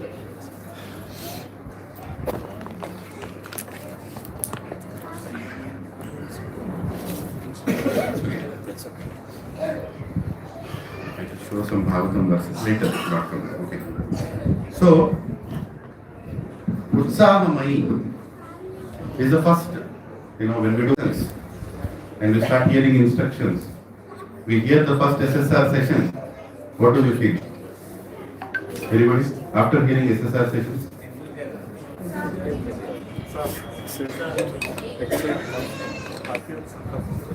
More confidence. I have understood everything. Nobody in entire Gachibowli knows what I know. Right? I think I have understood the essence of everything. When Brahmana is doing yajna and you are looking at the Brahmana saying, you don't know what I know. Right? This is called false confidence. And Vishnawatha Thakur Maharaj is saying it's the biggest obstacle in bhakti. Utsahamai. False confidence. That I have understood everything. Now I don't need to go for classes. I think I understood everything. वही बोलते रहते प्रभु जी again and again. वही. I don't want to go. Okay? Very, very dangerous. Everybody goes through this problem. You should be very careful in identifying this anartha. If you are identified that anartha, then you can fix it. Right?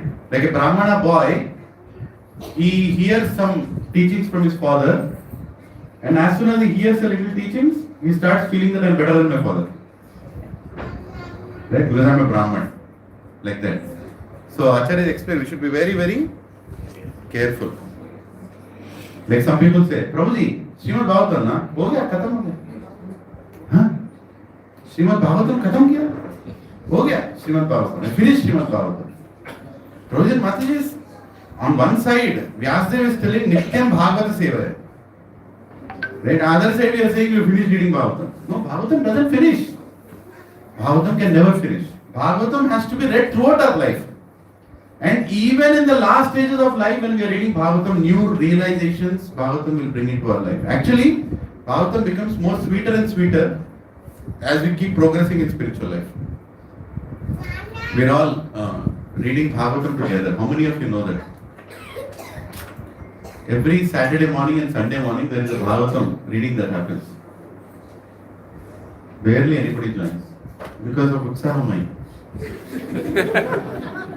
Yeah. Why should I listen? Who should I listen to? That devotee, huh? He doesn't know anything. Right? Once His Grace Gaur Gopal Prabhu, he told that any time we feel familiarity with Bhagavatam, our spiritual life is over. No matter who is the speaker, if a Bhagavatam class is happening, sit there and listen. Sit there and listen. That's it. Our purpose of spiritual life is to sit and listen Bhagavatam. Isn't it? Familiarity, Utsahamai, I have understood everything. I will only attend when I have to give the class. That characters are also there. They will only appear when the class they have to give. Or their chance has come. No, that's not the mood. You should never be, you can never be greater than Bhagavatam. You can never be confident about yourself that I have done Bhagavatam. But that chapter I have already read, why should I be there? Whoever is giving class, I attend now. What is the problem? Prabhuji, I don't have time. Okay, are you hearing the recording? I am not even hearing the recording. No, I am hearing somewhere else. Okay, you are here. But it is anyway happening in the satsang only, na? Shilpa Mataji coordinates the Bhagavatam class. Today morning also it happened. It happened, right? Today morning, Raghuranjan Prabhu was taking the class. How many of you know we are already 9th canto? Chapter by chapter, verse by verse we are going. We are in 9th canto now. Right? If Krishna permits, we will enter the 10th canto. And then we will go through the 11th canto. Prabhuji and Mataji is any devotee who has attended sincerely, the word sincerely, any of these classes, will go back to Krishna. There is no doubt about it. Because sincerity is what matters. It's not about who is taking the class. The previous day, Saturday, you were taking class, Mataji? Deepa Mataji? She took the class. Santosh Chaitanya Prabhu took last week. I take it on Ekadashis. And I tell that this is not a class, it's a reading. Actually, it's Bhagavatam reading.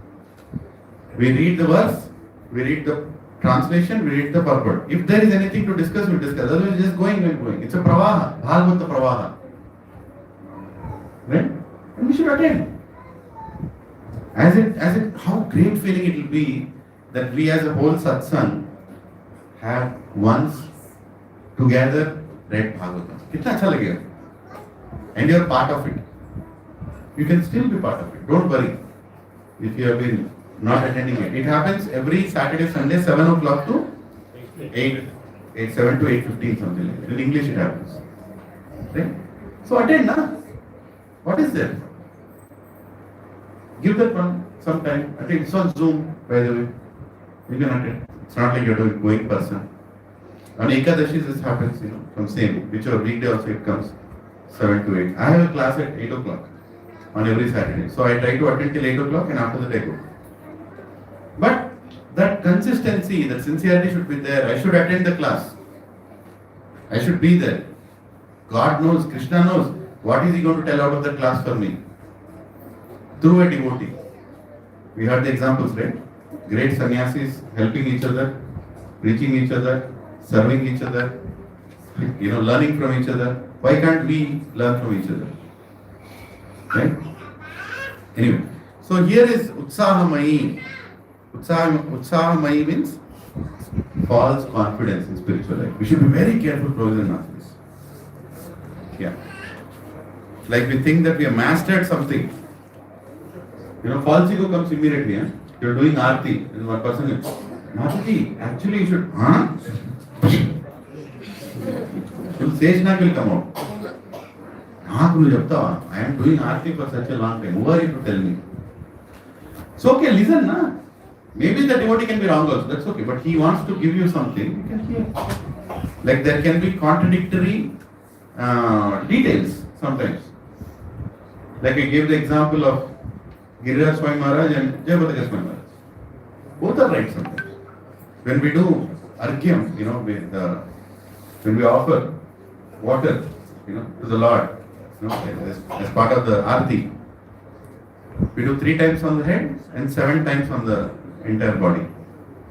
And after that, when we start from Krishna, Radharani, Jagannath, Baladev, Subhadra, Sudarshan, if you have full altar actually, Chaitanya Mahaprabhu, Nityananda, coming all the way down. So in between, after you do to Krishna, you take a little and you pour it in a small, bowl from where you took the water. And again you go for Radha and do a little and then pour a little. Then go pour. One devotee came and told, you should not pour. You should just go all the way. Keep doing 3 times, 7 times, 3 times, 7 times, 3 times, 7 times. You keep going all the way. At the end, after everything is over, you should pour. And another devotee told, no, you should pour. Now whom will you follow? Just follow what you are doing. Because there are multiple ways of looking at it. I have seen on the altar, sannyasis are standing in New Vrindavan. Yugal Kishore Prabhu is doing the arati, he is pouring. And I have seen my Guru Maharaj standing there and seeing it. And he does it even now. So Prabhuji is saying, say details, don't get into details, but don't create a mindset where you are not ready to hear only. That is called utsahamai. False confidence creating ego. Bhakti lo chala untayi. You can go to ISKCON website, there is a deity worship, place. There you can go and actually find what is finally, there is a deity department in ISKCON, they finally put the final resolution as to what is the right way, and you can follow that right way. Even now a discussion is going on that actually Prabhupada told do 7 times everything. Why are you doing, Deepam 4 times at the feet, 2 times at the navel, 3 times at the head, and then 7 times? Prabhupada actually told 7 times. There is a discussion right now going on. So there is always this clarification business going on. That's okay. That should not stop you from doing the arati, right? You should not can't tell Radha Krishna, after the dispute is settled, I'll start arati. That's not the point. That's not the point. Do we do 7 times? Or you do 4, 2, 3 and do 7? Krishna is like, I'm standing here. Don't try to create it. But utsahamai, overconfidence due to our limited knowledge, thinking we are unlimited. How many of you felt like this? Utsahamai? Huh? First person is me only. How dare you tell me what is that? No. You should be very careful. We're not properly hearing. We're not willing to hear only. I already know why should I come to this satsang. Only when some sannyasi Maharaj comes, I come to satsang. Otherwise, I'll not come. Radhesham Prabhu, he told me many times, when I introduce a devotee, devotees come, big garland. Radhesham Prabhu, your classes are attended every day. Prabhu, you come so nice. After he goes, Prabhu asks, hey, kitne baar aate? Does he come regularly? Then what am I supposed to tell? Once Gopal Krishna Maharaj went to ISKCON Pune, NBCC. And one person, he came with a big garland. Garland was the size of Gopal Krishna Maharaj. Big garland. As soon as Gopal Krishna Maharaj came, he put the garland in Gopal Krishna Maharaj. And Radhesham Prabhu was standing beside. And he paid Shastak Dandavat with tears in his eyes, all ecstatic, Ashtavikara, everything coming out.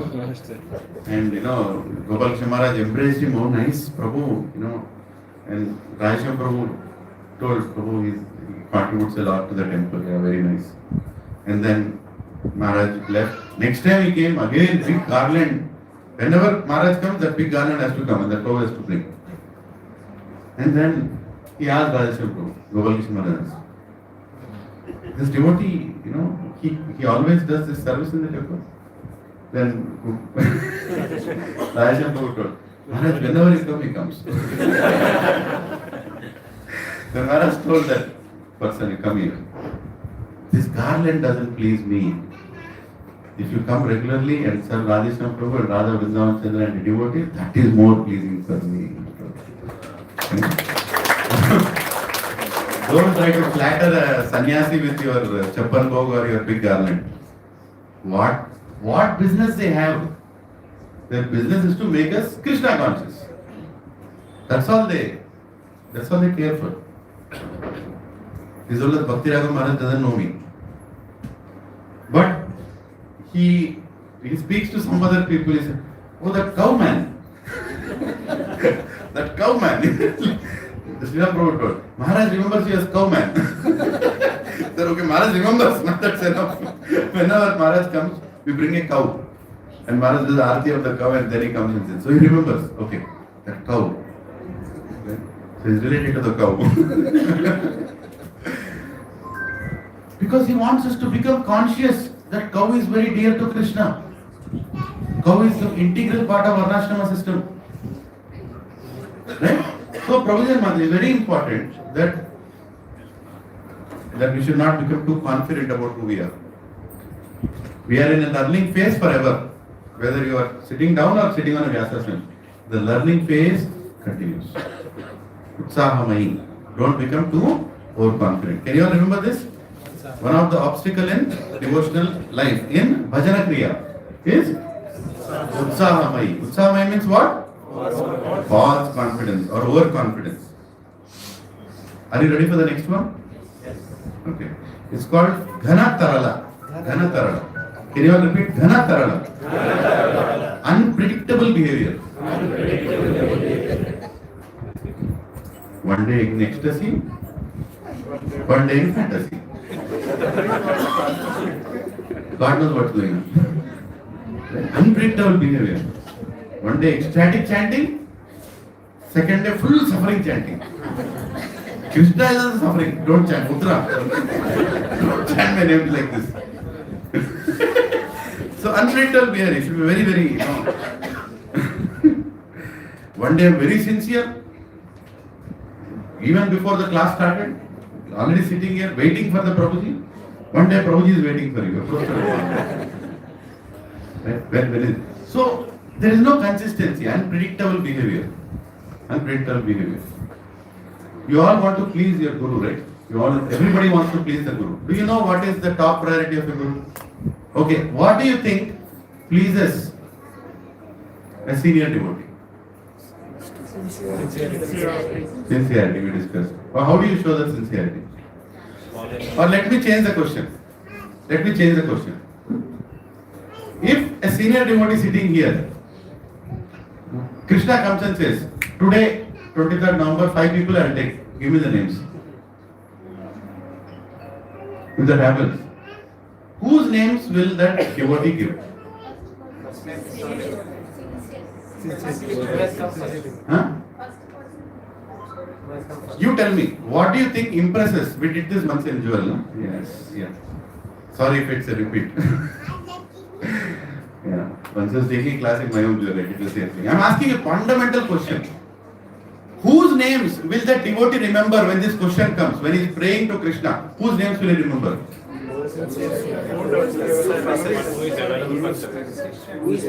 Who is available for service? Yes, very good. Consistent is what? Coming late or coming lately? Consistency can be anything. There is one couple, I don't want to name where, they will get to know if you say that. They exactly come when Nursing Arti starts. Exactly, it's like almost like a, like a mystic thing. How do you know that I am giving Nursing Arti now?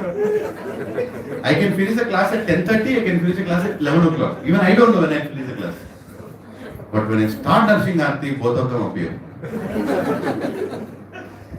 I'm amazed by that sincerity. So, they're very clear. Mohan is I am coming here for Prasad. It's good. At least they are coming. I'm grateful to them. Hare Krishna. But how do you know? What are the... No, this is a fundamental question. Everybody, please meditate on this. Your Guru has to nominate 5 people from the satsang. What are the practical criteria on which he is going to nominate those names? No, I'm asking you, very simple. What are the practical? Please, this is a very serious thing. Comes to enthusiastic to come to the class. Yes or no? Yes. Always following instructions seriously. Ready to accept instructions. Yes or no? Yes. Following is another thing. At least available to take the instructions. Right? Some devotees, their subtle bodies are here today. I don't know where the physical bodies are. But today I am taking Ghanatarala this class. Where are they? They are not there. So, will those names come to? They will not come. They barely appear. They barely appear. So, from fundamental things. Okay, let's go to the next. So, comes to class on time, right? Available for services. What else? Don't take any names here. You have to think whether in what category you fall. Chant regularly. Huh? Chant sincerely. Follow the instruction. Quality in chanting, they are trying to maintain this. They try to chant the round before going to office, or at least maximum rounds in the morning. You can see there. And what else? Humility can be faked also, I know.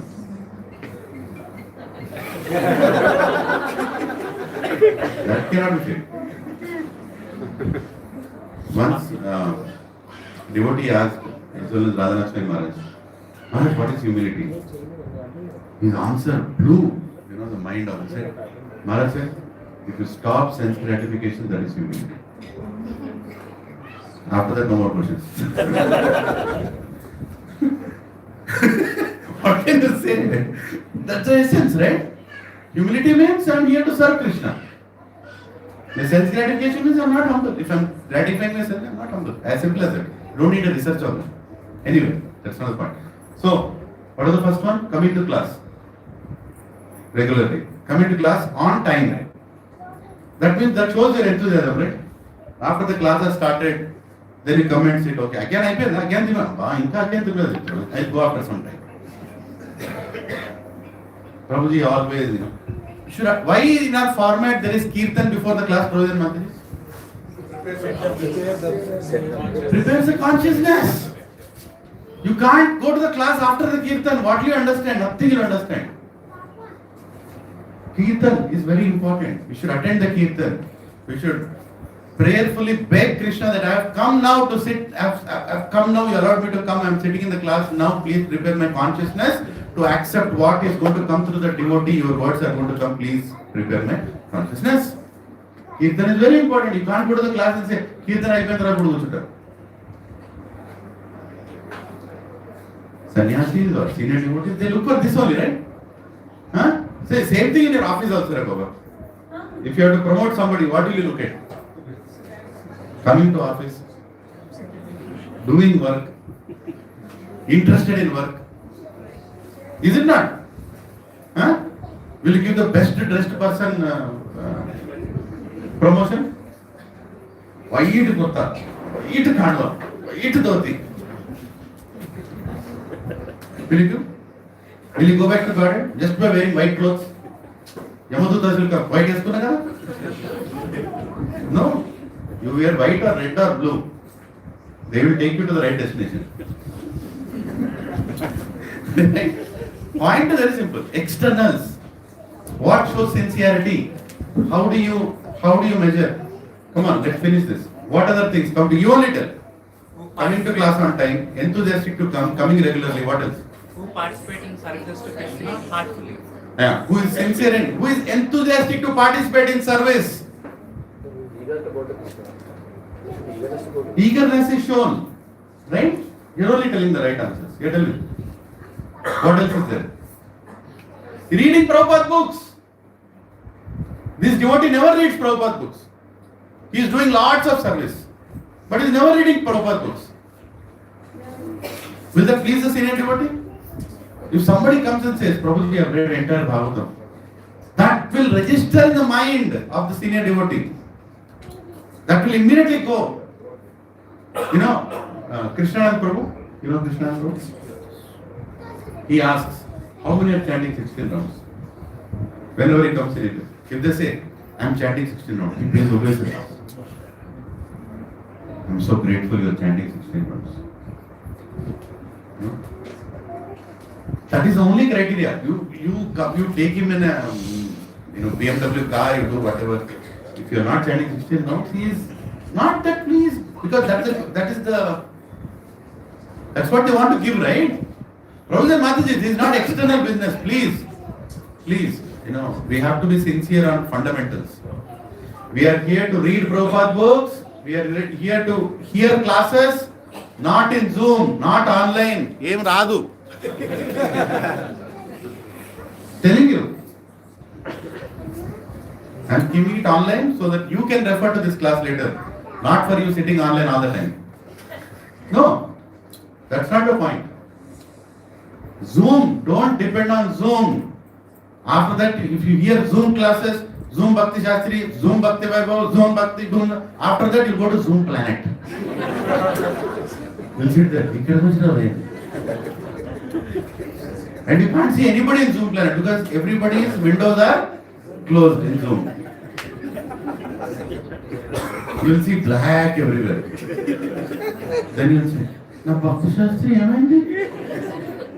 na IDC certificate, na Bhakti Shastri, na Bhakti Vaibhav, Bhakti Mukti, no Mukti. How Zoom Planet? I don't know how to come out of that planet. So very dangerous. Don't fall for Zoom Bhakti. Zoom was a emergency tool used during Corona time. You know, don't marona with Corona. At least hear some Zoom and exist. Something like that was. But now when a class is happening in your own locality, you have to just get up and go. And Zoom is sunenge. I'm already attending Zoom probably. No. You know what is the biggest challenge? Once Vishaka Premati was telling me. Biggest challenge is to de-Zoom people now. They are completely in Zoom only. They are appearing on Zoom Planet. They don't come to the class only. Earlier they encouraged at least attending Zoom. Now they are encouraging, hurry appear. Sometimes come to the temple. Sometimes come to the class in person. Oh, I will not come. After my daughter's marriage, I will come. After my son's admission, I will come. After my, what else? Famous reason? After I settle down in office, I will come. After retirement, I will come. After I die, I will come. Like a Buddha Preta, I will come to the class. While you are giving the class, I will class. Hare Krishna. Think about it. This is not the way bhakti works. It's a personal thing. It's a personal prayer. People have to personally pray. And whom will they pray for? People who are sincere. Applies to everybody. Me, you, everybody. Whom will I pray for? Radhesham Prabhu comes once in 3 months. He is giving a class. People are not coming. They are not coming. I will attend online Prabhu later. He is taking his time to come. I am not coming. What can be more? This is called what? Is called Dhanatarala. Unpredictable behavior. Unpredictable behavior. Being sometimes negligent. You know, sometimes very, very particular, sometimes very negligent. Dealing with deities also. One day you will cry in front of deities. Other day you are crying, why did you come into my house? Right? Unpredictable behavior. It's called Dhanatarala. One person, you know, I'll commit the right time to commit. I'll commit to Krishna consciousness only when the right time comes. Then only I'll commit. When will the right time come? Never. Epudu vastadi? I'll tell one devotee, you know, after I came back from US, he used to call me, you know, once in a while, 6 months or something like that. So, Prabhuji, how is it in India? I used to ask him, you are Indian only, right? Why are you asking, how is it in India? No, Prabhuji, are you settled down nicely? I'm settled down nicely. Prabhuji, how much you think you should earn in India to come to India? I said, yeah. According to the city plan. No, if I come back to Bangalore, how much I should earn? I asked, you want to come or no? No, bro, you want to come probably. And I just make sure, you know. I want to make sure, no problem. I said, earn 1 lakh. I'm talking about 2015, like that time. 1 lakh. Because you lived in US, you kind of used to a kind of lifestyle, school fees. Then he was like, bro, can you give me a breakup how that? What breakup you want me to give? I don't know how many pani puris you eat. Point is, this is what is a rough estimate again. No, Prabhuji, I want to make sure, Prabhuji. No. Then after another 6 months, they're like, what about, I'm coming, Prabhuji. I was all planned for, I'm coming. Then after 6 months again, Prabhuji, how are you doing? Yes, Prabhuji. Prabhuji, now how is the industry? You're like, should I come now? Will I come now? He was planning so much. 6-7 years he was planning. Later on I realized I'm not the only one he's calling. Validating it. He's validating, comparing data statistics, applying all comparisons. I'll come and settle. He finally came. Okay. And I met him in the Yatra this year. And I was like, Prabhuji? Yes. I thought he's come from US. He said, no, I've come back to India. Are Paul? No, actually in between he came. He told he's in Pune. Anyway, I don't know what the details. It's sensitive. So he was in Pune. And then again he went back. After 1 year. Because when you come with the intention to validate, you will never like. He went back. Again he came back. Again trying to settle in bhakti. I want to commit and settle down. Commit and settle down. So Prabhuji and Mataji's, he came back. He finally felt he settled down. His wife got cancer. She's in last stage. I looked at him. He just looked into my eyes and said, Prabhu, please pray for me. I was trying to plan my life. He has a small child. He's so young, Mataji. She's in the last stage. She can leave the body anytime. Now you tell me what is planning here. What are we trying to plan? When are we trying to commit? When are we trying to settle down? Huh? If I have my own house, then my Krishna consciousness will be nice. Huh? If all my children are married, then I will start chanting properly. What are we trying to plan? Unpredictable behavior. Jana Tarada. Vishnawatha Thakur is saying, this is unpredictable. No proper understanding, no proper commitment. Unpredictable behavior. What are you trying to plan? Today. Now, start chanting. Now. There is no more discussion on, oh, I'll plan this, after this. There is no after this now. Now. Keep your actions clear.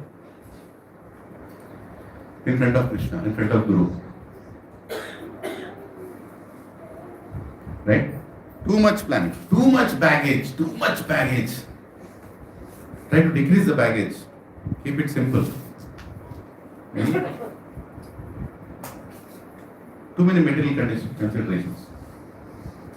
Prabhu, I think I am dealing with a lot of things, Prabhuji. After this, Prabhuji, I think I have to marry. My children are going, Prabhuji. After this, Prabhuji. Hey, what are you speaking? My daughter needs admission in some college. After the admission, I will start coming to satsang.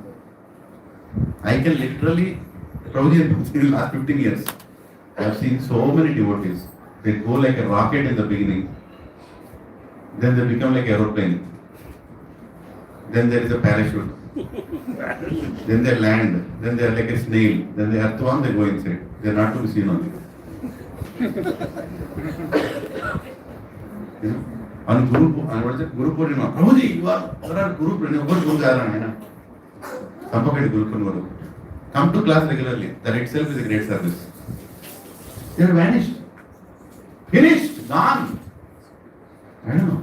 I keep praying for them. Once in a while they will call. Prabhuji, remember me? Prabhupada told, always remember Krishna, never forget Krishna. I am also always remembering you, never forgetting you. Will you come to class? Yes, bro. Suddenly they appear. Suddenly they vanish. God knows what is their problem. What is their problem? Can you name that problem? Right? This is a big obstacle in Bhajana Kriya. One of the biggest obstacles. What is the first obstacle? Sahamai. Which means? False confidence that I already understood everything. What is the second? Ganatarala. Which means what? Unpredictable behavior. Too many baggages. Too many things. Too many perspectives. Vishnawatha Thakur Goswami Maharaj also says Ganatarala includes too many conclusions from your past life. Past life meaning before coming to Krishna consciousness. You carry a lot of perspectives. I have done PhD in psychiatry. Now I have come to satsang. Now you are seeing every devotee like a psycho. I understand. Actually, I know why the devotee is speaking like that. It's a baggage you are carrying. When you come to a satsang, no qualification. Sit down there and try to learn. Don't use your material skills to measure devotees. You all understanding? Subtly we reject devotees because of our too much intelligence. Material. I am a director in my office. I deal with a lot of people. So you deal with devotees also like that? I'll manage this whole show. I'll manage this. No.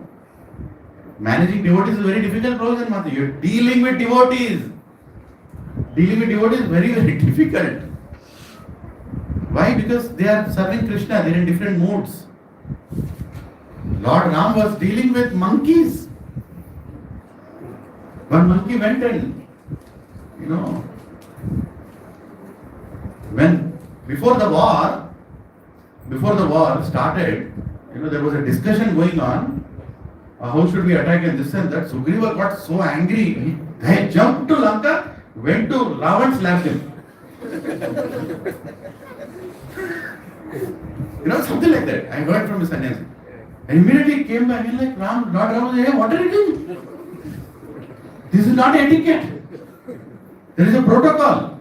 You can't just show your anger just like that. And Sugriva told, your protocols are for human beings, not for monkeys. I felt angry, I have gone and done my part. What are you doing? But Lord Ram appreciated that. Lord Ram appreciated the service of everybody. Everybody. Because he saw the spirit behind it. So dealing with devotees, very difficult. You should understand. There is a devotional element there. But there are principles that we have to follow. Remember that always. Okay. Third one. Second is Ghanatarala. Third one. Vyudha Vikalpa. Repeat after me. Vyudha Vikalpa. Meaning indecision. Indecision. Taking lot of time to take decision. Probably, should I marry or should I marry a devotee girl or should I come close to the temple or should I stay away or should I this or should I that or should I? You never are settled. You are not able to commit. Your decisions are not clear. This part of Anartha and Bhajana Kriya. Right? Vyudha Vikalpa. Too much indecision. Too much in it. Right? Shall I spend my life happily in family life? Making my wife and children Krishna conscious and worshipping the Lord? Or should I leave my family and go to Vrindavan? Should I do this? Should I do that? Too many should I going on. No proper decision making. You are coming to satsang but you are frustrated. Right? Your behavior in the house is like Surpanaka. In the satsang is like, I don't know, Shabri. There are a lot of difference between Shabri and Surpanaka. Both wanted Ram. But Bhava is very different. Isn't it? How is your behavior in the house? How are you treating your family members? Anyway, that's our behavior change. But indecision, you don't know what you want in life, what you want to do, how you want to commit. No proper, too much attached to family. Too much attached to family life. Prabhupada at the end of his pastimes, he simply told, koi ichha nahi hai. Koi ichha nahi. Even when Juhu temple was about to be opened, which Prabhupada took so much effort, just 2 months after Prabhupada left the body, Juhu temple opened. And Prabhupada knew at the stage in which it is. And they asked Prabhupada, any desire? Koi ichha nahi. Because he felt everything is for Krishna only. Right? So here in Srimad Bhagavatam, 11th canto, there is a verse that Vishnawatha Thakur, is quoting. 11:17:58. Yeah.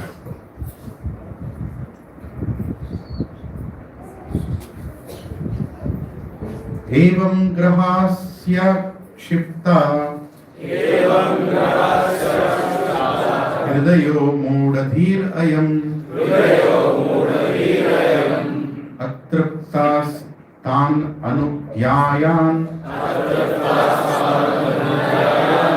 मृतो अन्धं विशते तमा.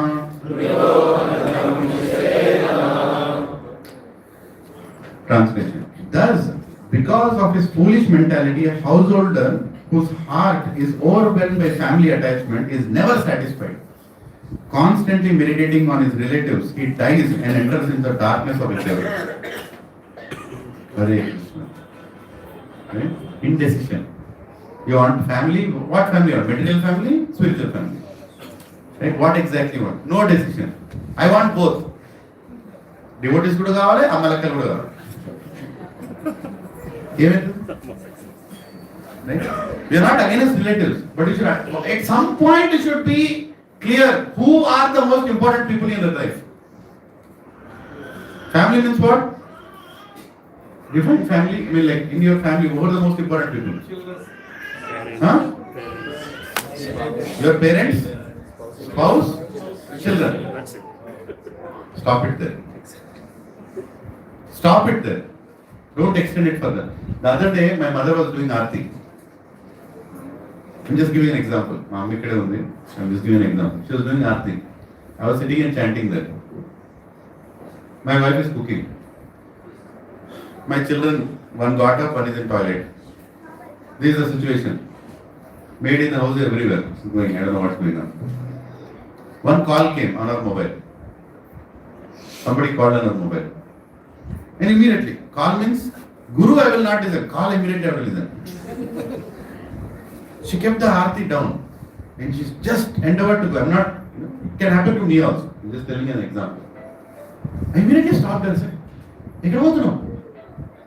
No, somebody is calling. I said, the most important people in their life are right now here only. Right? I am here. Your daughter-in-law is here. Your two grandsons are here. What can be worse than this? I mean, what other worse news can you hear? We are still alive, we are here only, right? Continue the Aarti. Whoever is calling, let him call. He'll call again if he needs you. He said immediately, okay, start doing that. Sometimes you should actually think, what exactly are we trying to do in our life? Where are we fitting? Why is that call so important? See, she is not doing a job right now. My boss might be frustrated, he's calling, I have to lift the call. Who is our boss? Nobody is there. You should think, what exactly, who are you trying to keep in between you and Krishna? And for what? What are you trying to achieve here? There are devotees who keep the phone in their house and go somewhere else and chant. Dwarkadish told. He told. I throw the phone in the corner and then I go for chanting. After 2 hours I come. That's it. Because this is my chanting time. I am absorbed in my service to chant the holy names. Right? If there is emergency patient going on, then I keep the phone near me and only pick up the call if it is coming from the hospital for that particular patient. Otherwise, there is no question of picking up. Priority, khatam, indecision nahi rehna apne ko. Sorry, na? View the vikalpa, indecision. So let's see the purport of this. Can somebody read? Read the translation also, purport also. Once. On.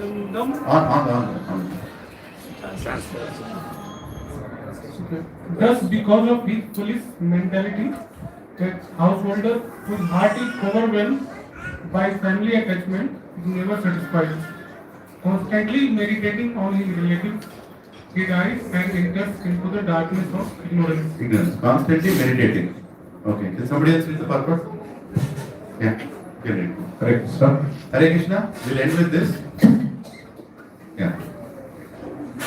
Andham Visate Tama indicates that in his next life, an attached householder will certainly be degraded because of his primitive mentality of bodily attachment, which is called mudhati.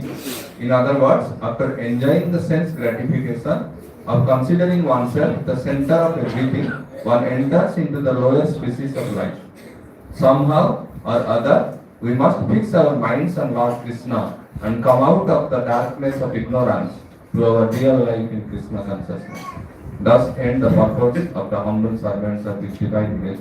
A.C. Bhaktivedanta Swami Prabhupada to the 11th canto, 7th chapter of the Srimad Bhagavatam, entitled Lord Krishna's description of the Varnasrama system. So Lord Krishna is telling in this verse, what is he telling? He is telling that because of foolish mentality, a householder whose heart is overwhelmed by family attachment is never satisfied.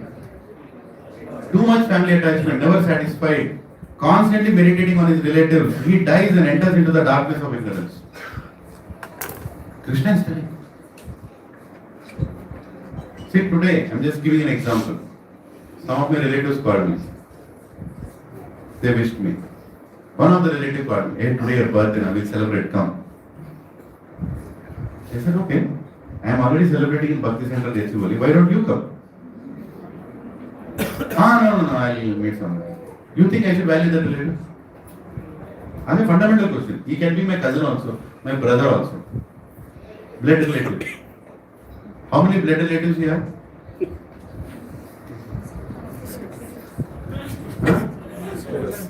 Machhar bhi blood relative. Your mosquito is a blood relative. Agree? He took your blood, na?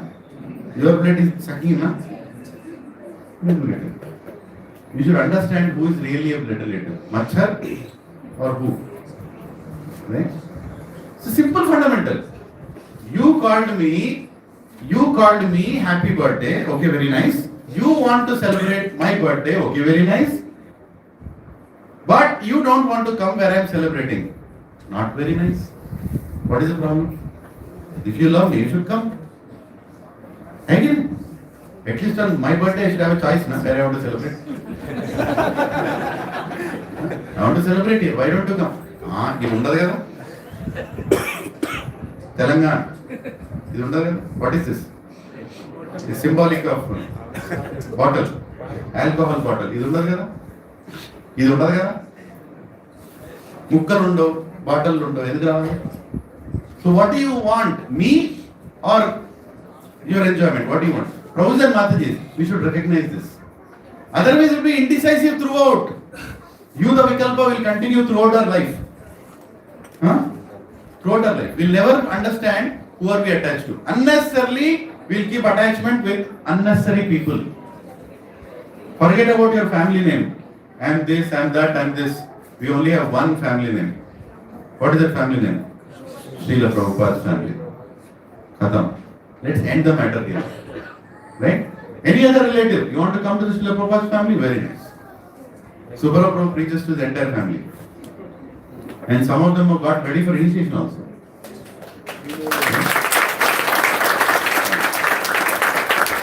Arvind Prabhu is preaching to his family now. Praveen Prabhu preaches to his family. He's conducting some class.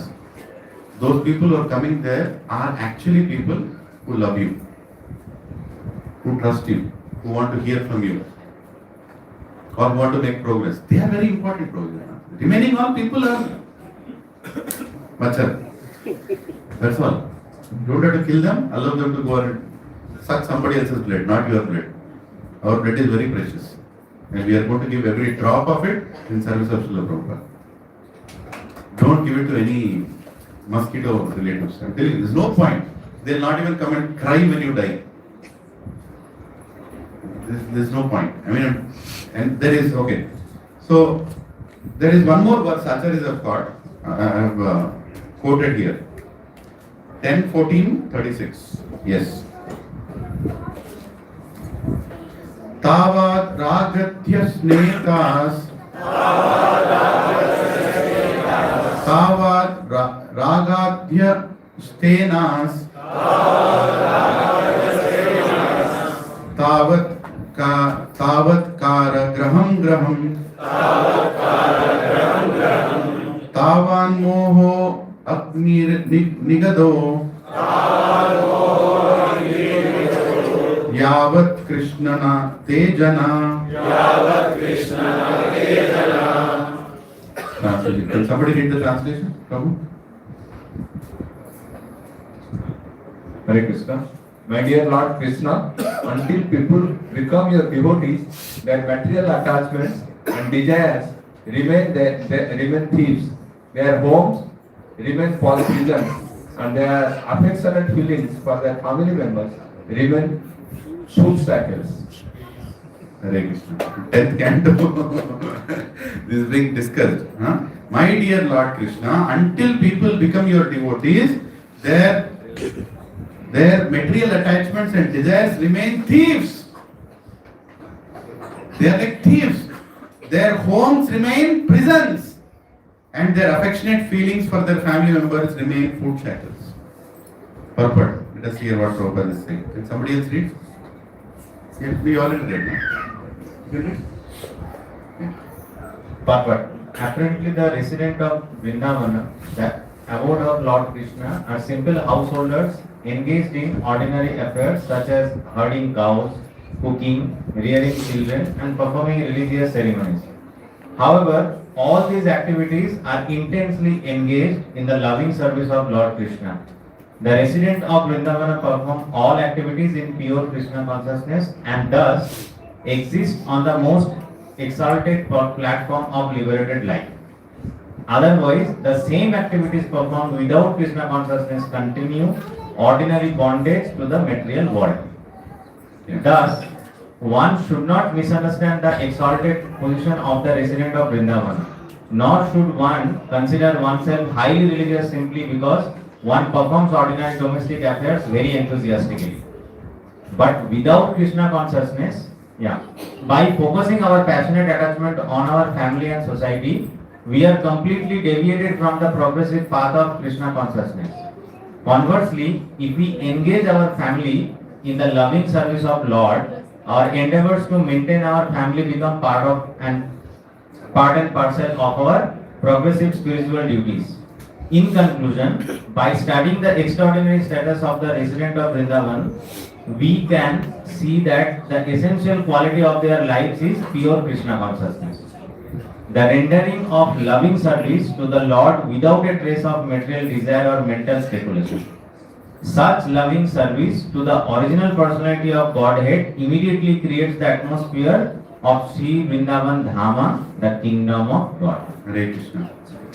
So here it is very clearly told in Srimad Bhagavatam that our attachment to Krishna is most important thing.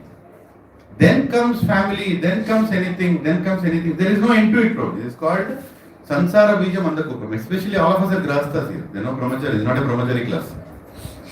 Right? It's all of us are class. We are all married. Brothers and Matajis, we have to be a little selfish in spiritual life. Lovely, we should be greedy also in spiritual life. That we have to make good progress. And we should take care of the family if they are favorably coming towards Krishna. After some time, thank you very much. Actually, after 50 years, you have to focus more on your spiritual goals only.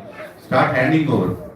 Your family will always tell, "Arey, my daughter's marriage did not do, son's marriage, what about granddaughter's marriage?" This will never end. And now I have to think about my destination. Once you die, what do people cry? When you die, people will come and cry, "Hooray, what will happen to me now?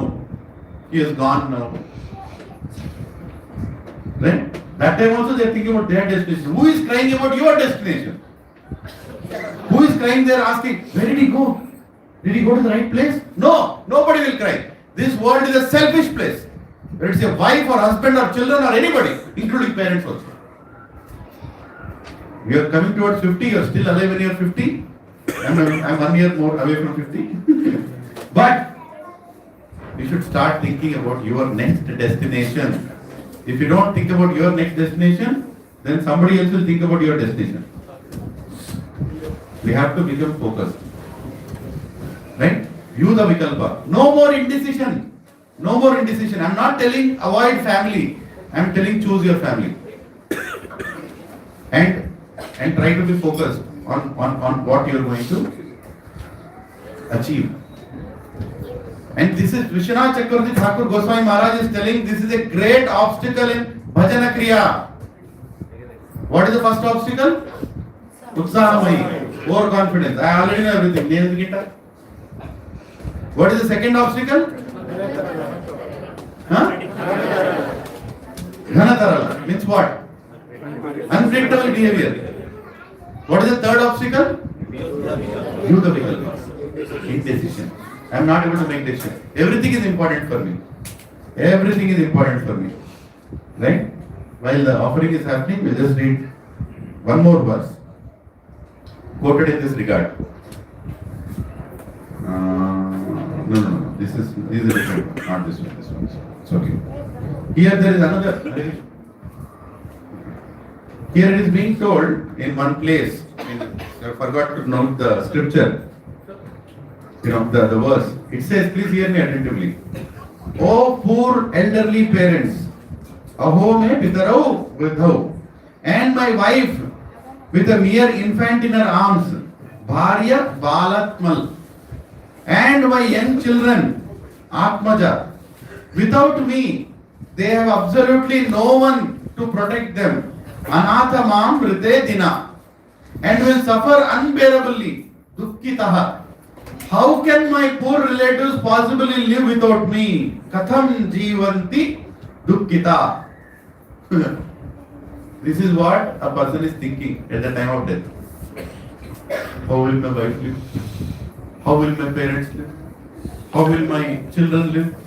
How will this happen? I didn't register my properties in their name. After I die, they will have problem at registered office.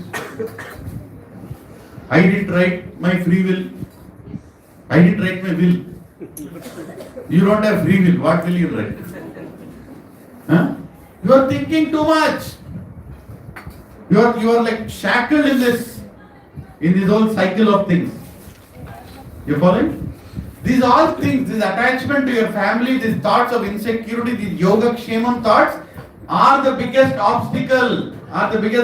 In your spiritual life. Are you following? Huh? You the vikalpa means what? Indecision.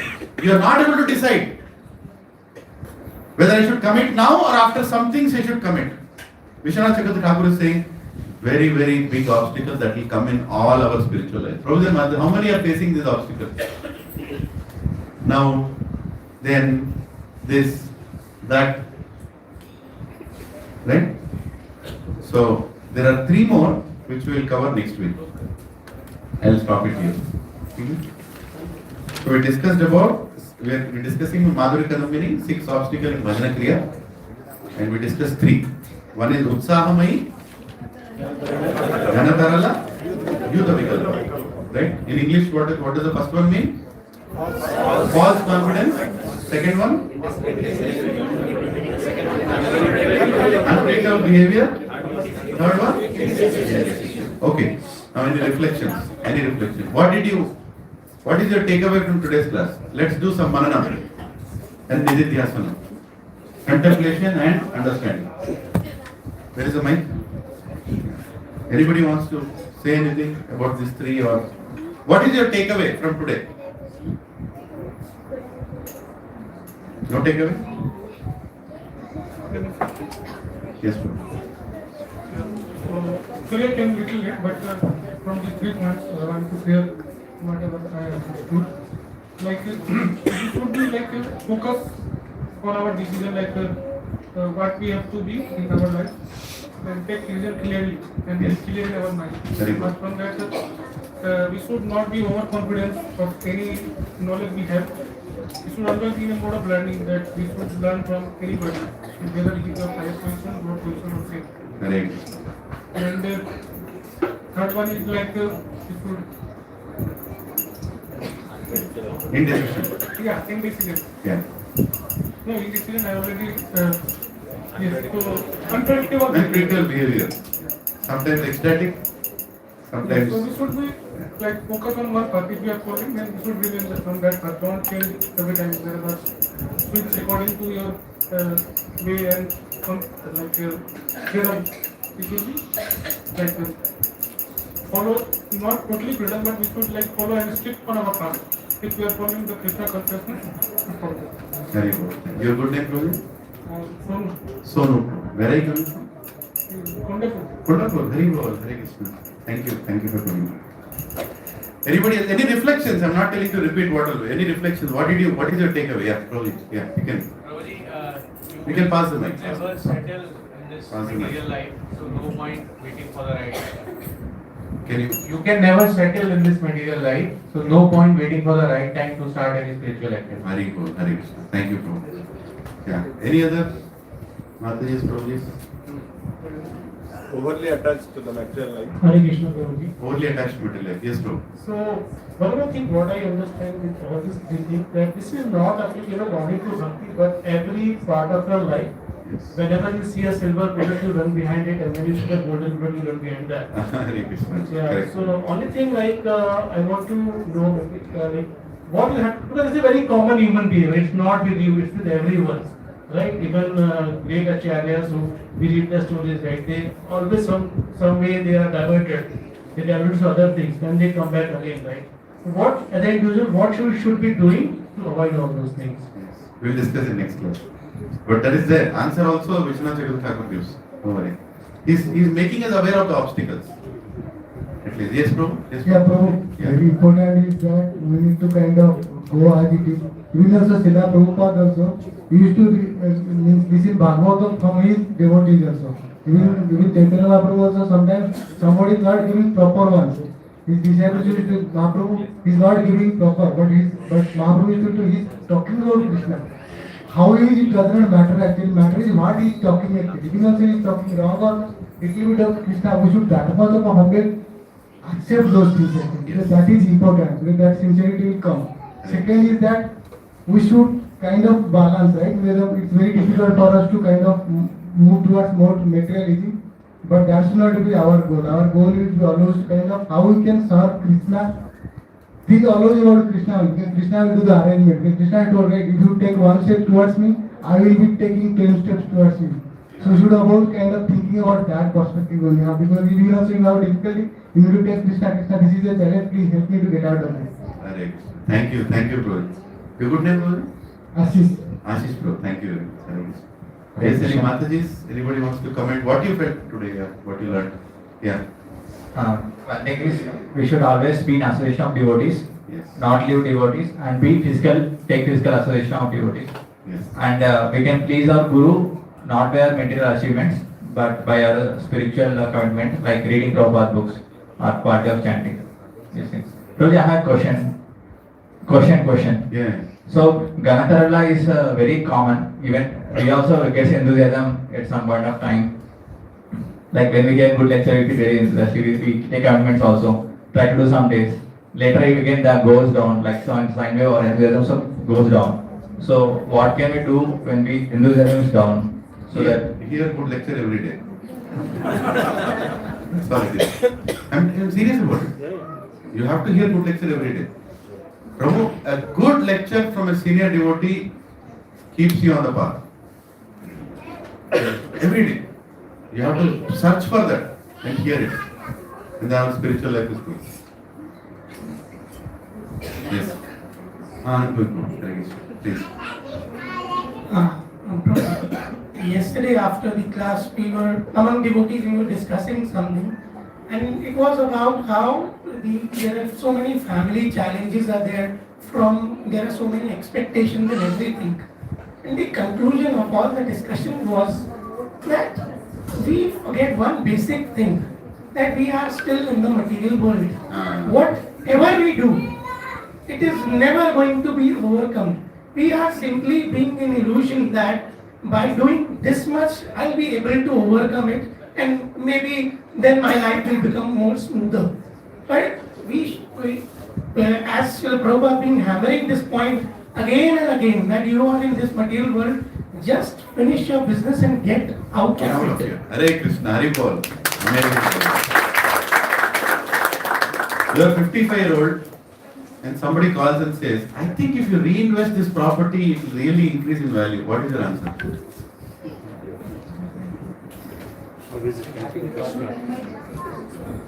Meditate on that. I'm not giving you an answer. You only think. You are 55-year-old, you have enough Krishna has given, you think you're okay, and one devotee is coming and telling you, if you reinvest this property, I think you'll make a lot. You make the decision about your spiritual life. Remember Vishnawatha Thakur, yes, bro. If it will help for the new Nalagandla temple in 3 years, we will invest there, make it double and put the money in the Nalagandla temple. You have to write that in agreement and then invest. There is value. But I never thought that much. Probably my children, my mind. Hare Krishna. Yes, anybody wants to share anything? Chaitanya Keshav Prabhu, most senior devotee here, please. Want to say anything? Should I pass the mic? Yeah, please pass the mic to Prabhu.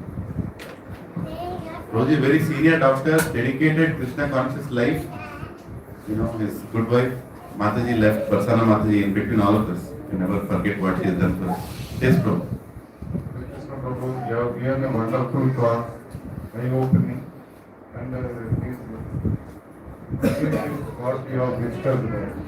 I think it will help all of our devotees to change his attitude and change their consciousness to progress in Krishna consciousness. I thank everybody for attending this class. Thank you. Anybody, any Matajis are not speaking anything?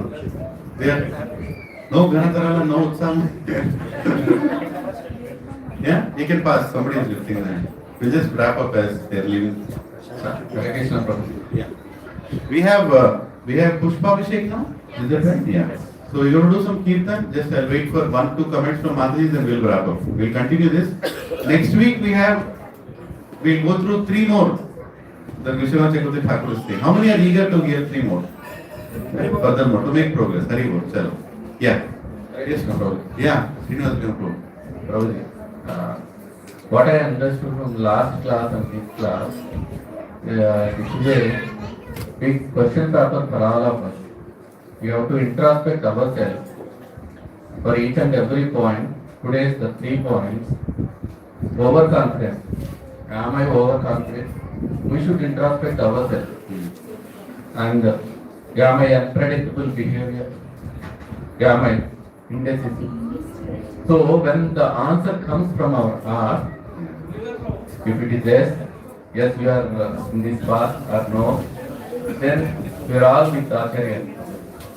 That's what I understood from the class. So otherwise, so many quotes are there in the book. If we don't follow, we don't understand in depth of that, we should not introspect ourselves, then never should not get the right answer. That's what I want. Thank you, Prabhu. Be honest to yourself. Be honest to yourself. Yeah, one Mataji lifted in. Yeah, Deepa Mataji. You pass the mic to Deepa Mataji. She's behind. Prabhu, can somebody help? There. She's standing there. Behind. Chairs. Hare Krishna Prabhuji. Yes, ma'am. Prabhuji, while you were speaking, I had one realization. That I don't know what it is, realization or what I call it, but basically overconfidence, then indecision, and what was the other one? Unpredictable behavior. Yeah. I think that how many years we could have spent in devotional life, it is impossible to get rid of all these. But as you have always told us the importance of association, I think if we are in the association and every time we are overconfident, what we should see is actually the other devotees. Because we'll always find that there is somebody who is doing great things in front of us. Yes. We realize that tagu. So that is what I realized, that I don't know what would be the solution of indecision, but for this one, for overconfidence and unpredictable behavior, I think association is a wonderful solution actually, because it will actually ground us at that moment, and every week that grounding would be needed. And like you said, hearing one lecture from Prabhupada every day, from Guru Maharaj, and a senior person who is actually making us understand wonderful concepts, that is also very, very important, because it will not let us get overconfident. We realize every day we know nothing. So that is my given. Thank you, Madhurya, for sharing. Hare Krishna. So, Prabhuji and Mataji, please, whatever we discussed today, last words, whatever we discussed today, please think about it. Mananam and Nididhyasanam. Next week, we'll continue from this point only. Okay? Please come back with your feedback. What you felt? How is it going in your life? Anything you want to share, please feel free to share. And one announcement, so we are going to do book distribution every Saturday evening, minimum. So I'll be publishing where we are going to do book distribution. You don't have to bring books. You don't have to buy books. Books will already be there. Beta, just books will already be there. Just make sure you are coming there to distribute. That's all. You are just coming there to distribute. Take the books, distribute, sell, go through your purification, go through your realizations. But please come. Don't stay in your houses. Right? We'll do some kirtan on the street. We'll do some nice kirtan and we can distribute. You can bring some little prasad for the distributors. You can get some water bottles for distributors. Whatever you want to do, help each other. Let's have Prabhupada together this marathon. Are you all ready? Yes. Hari Bol, Hari Bol.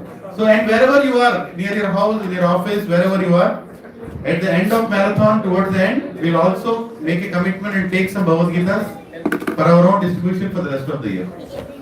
Okay? Hari Bol. Okay. So one word on Shri Radha Shyam Sundar. Shri Radha Shyam Sundar are the deities which were given by Swayam Srimati Radharani from her heart to Shyamananda Pandit. And they appeared in Sri Vrindavan Dham. And there is no difference between that Radha Shyam Sundar and this Radha Shyam Sundar. So when you are going to come and perform Abhishek, be very personal in your prayers. That these deities, this form of Radha and Krishna have come from Srimati Radharani and we want to serve them. Okay? So His Grace Praveen Prabhu and Her Grace Puja Mataji, they are serving Shri Radha Shyam Sundar in their house and their both sons also. And today they are celebrating the second anniversary of their appearance in their house. And let us celebrate along with them. Right? And it also happens to be the 25th marriage anniversary of Prabhuji and Mataji. So, Radha Shyam Sundar are taking care of them. There is nothing more we can do. There is a big feast also. There is a big feast. Today's feast is also sponsored by this divine family who are sitting here. Hari Bol. So let us thank them with three loud and enthusiastic Hari Bol. Hari Bol.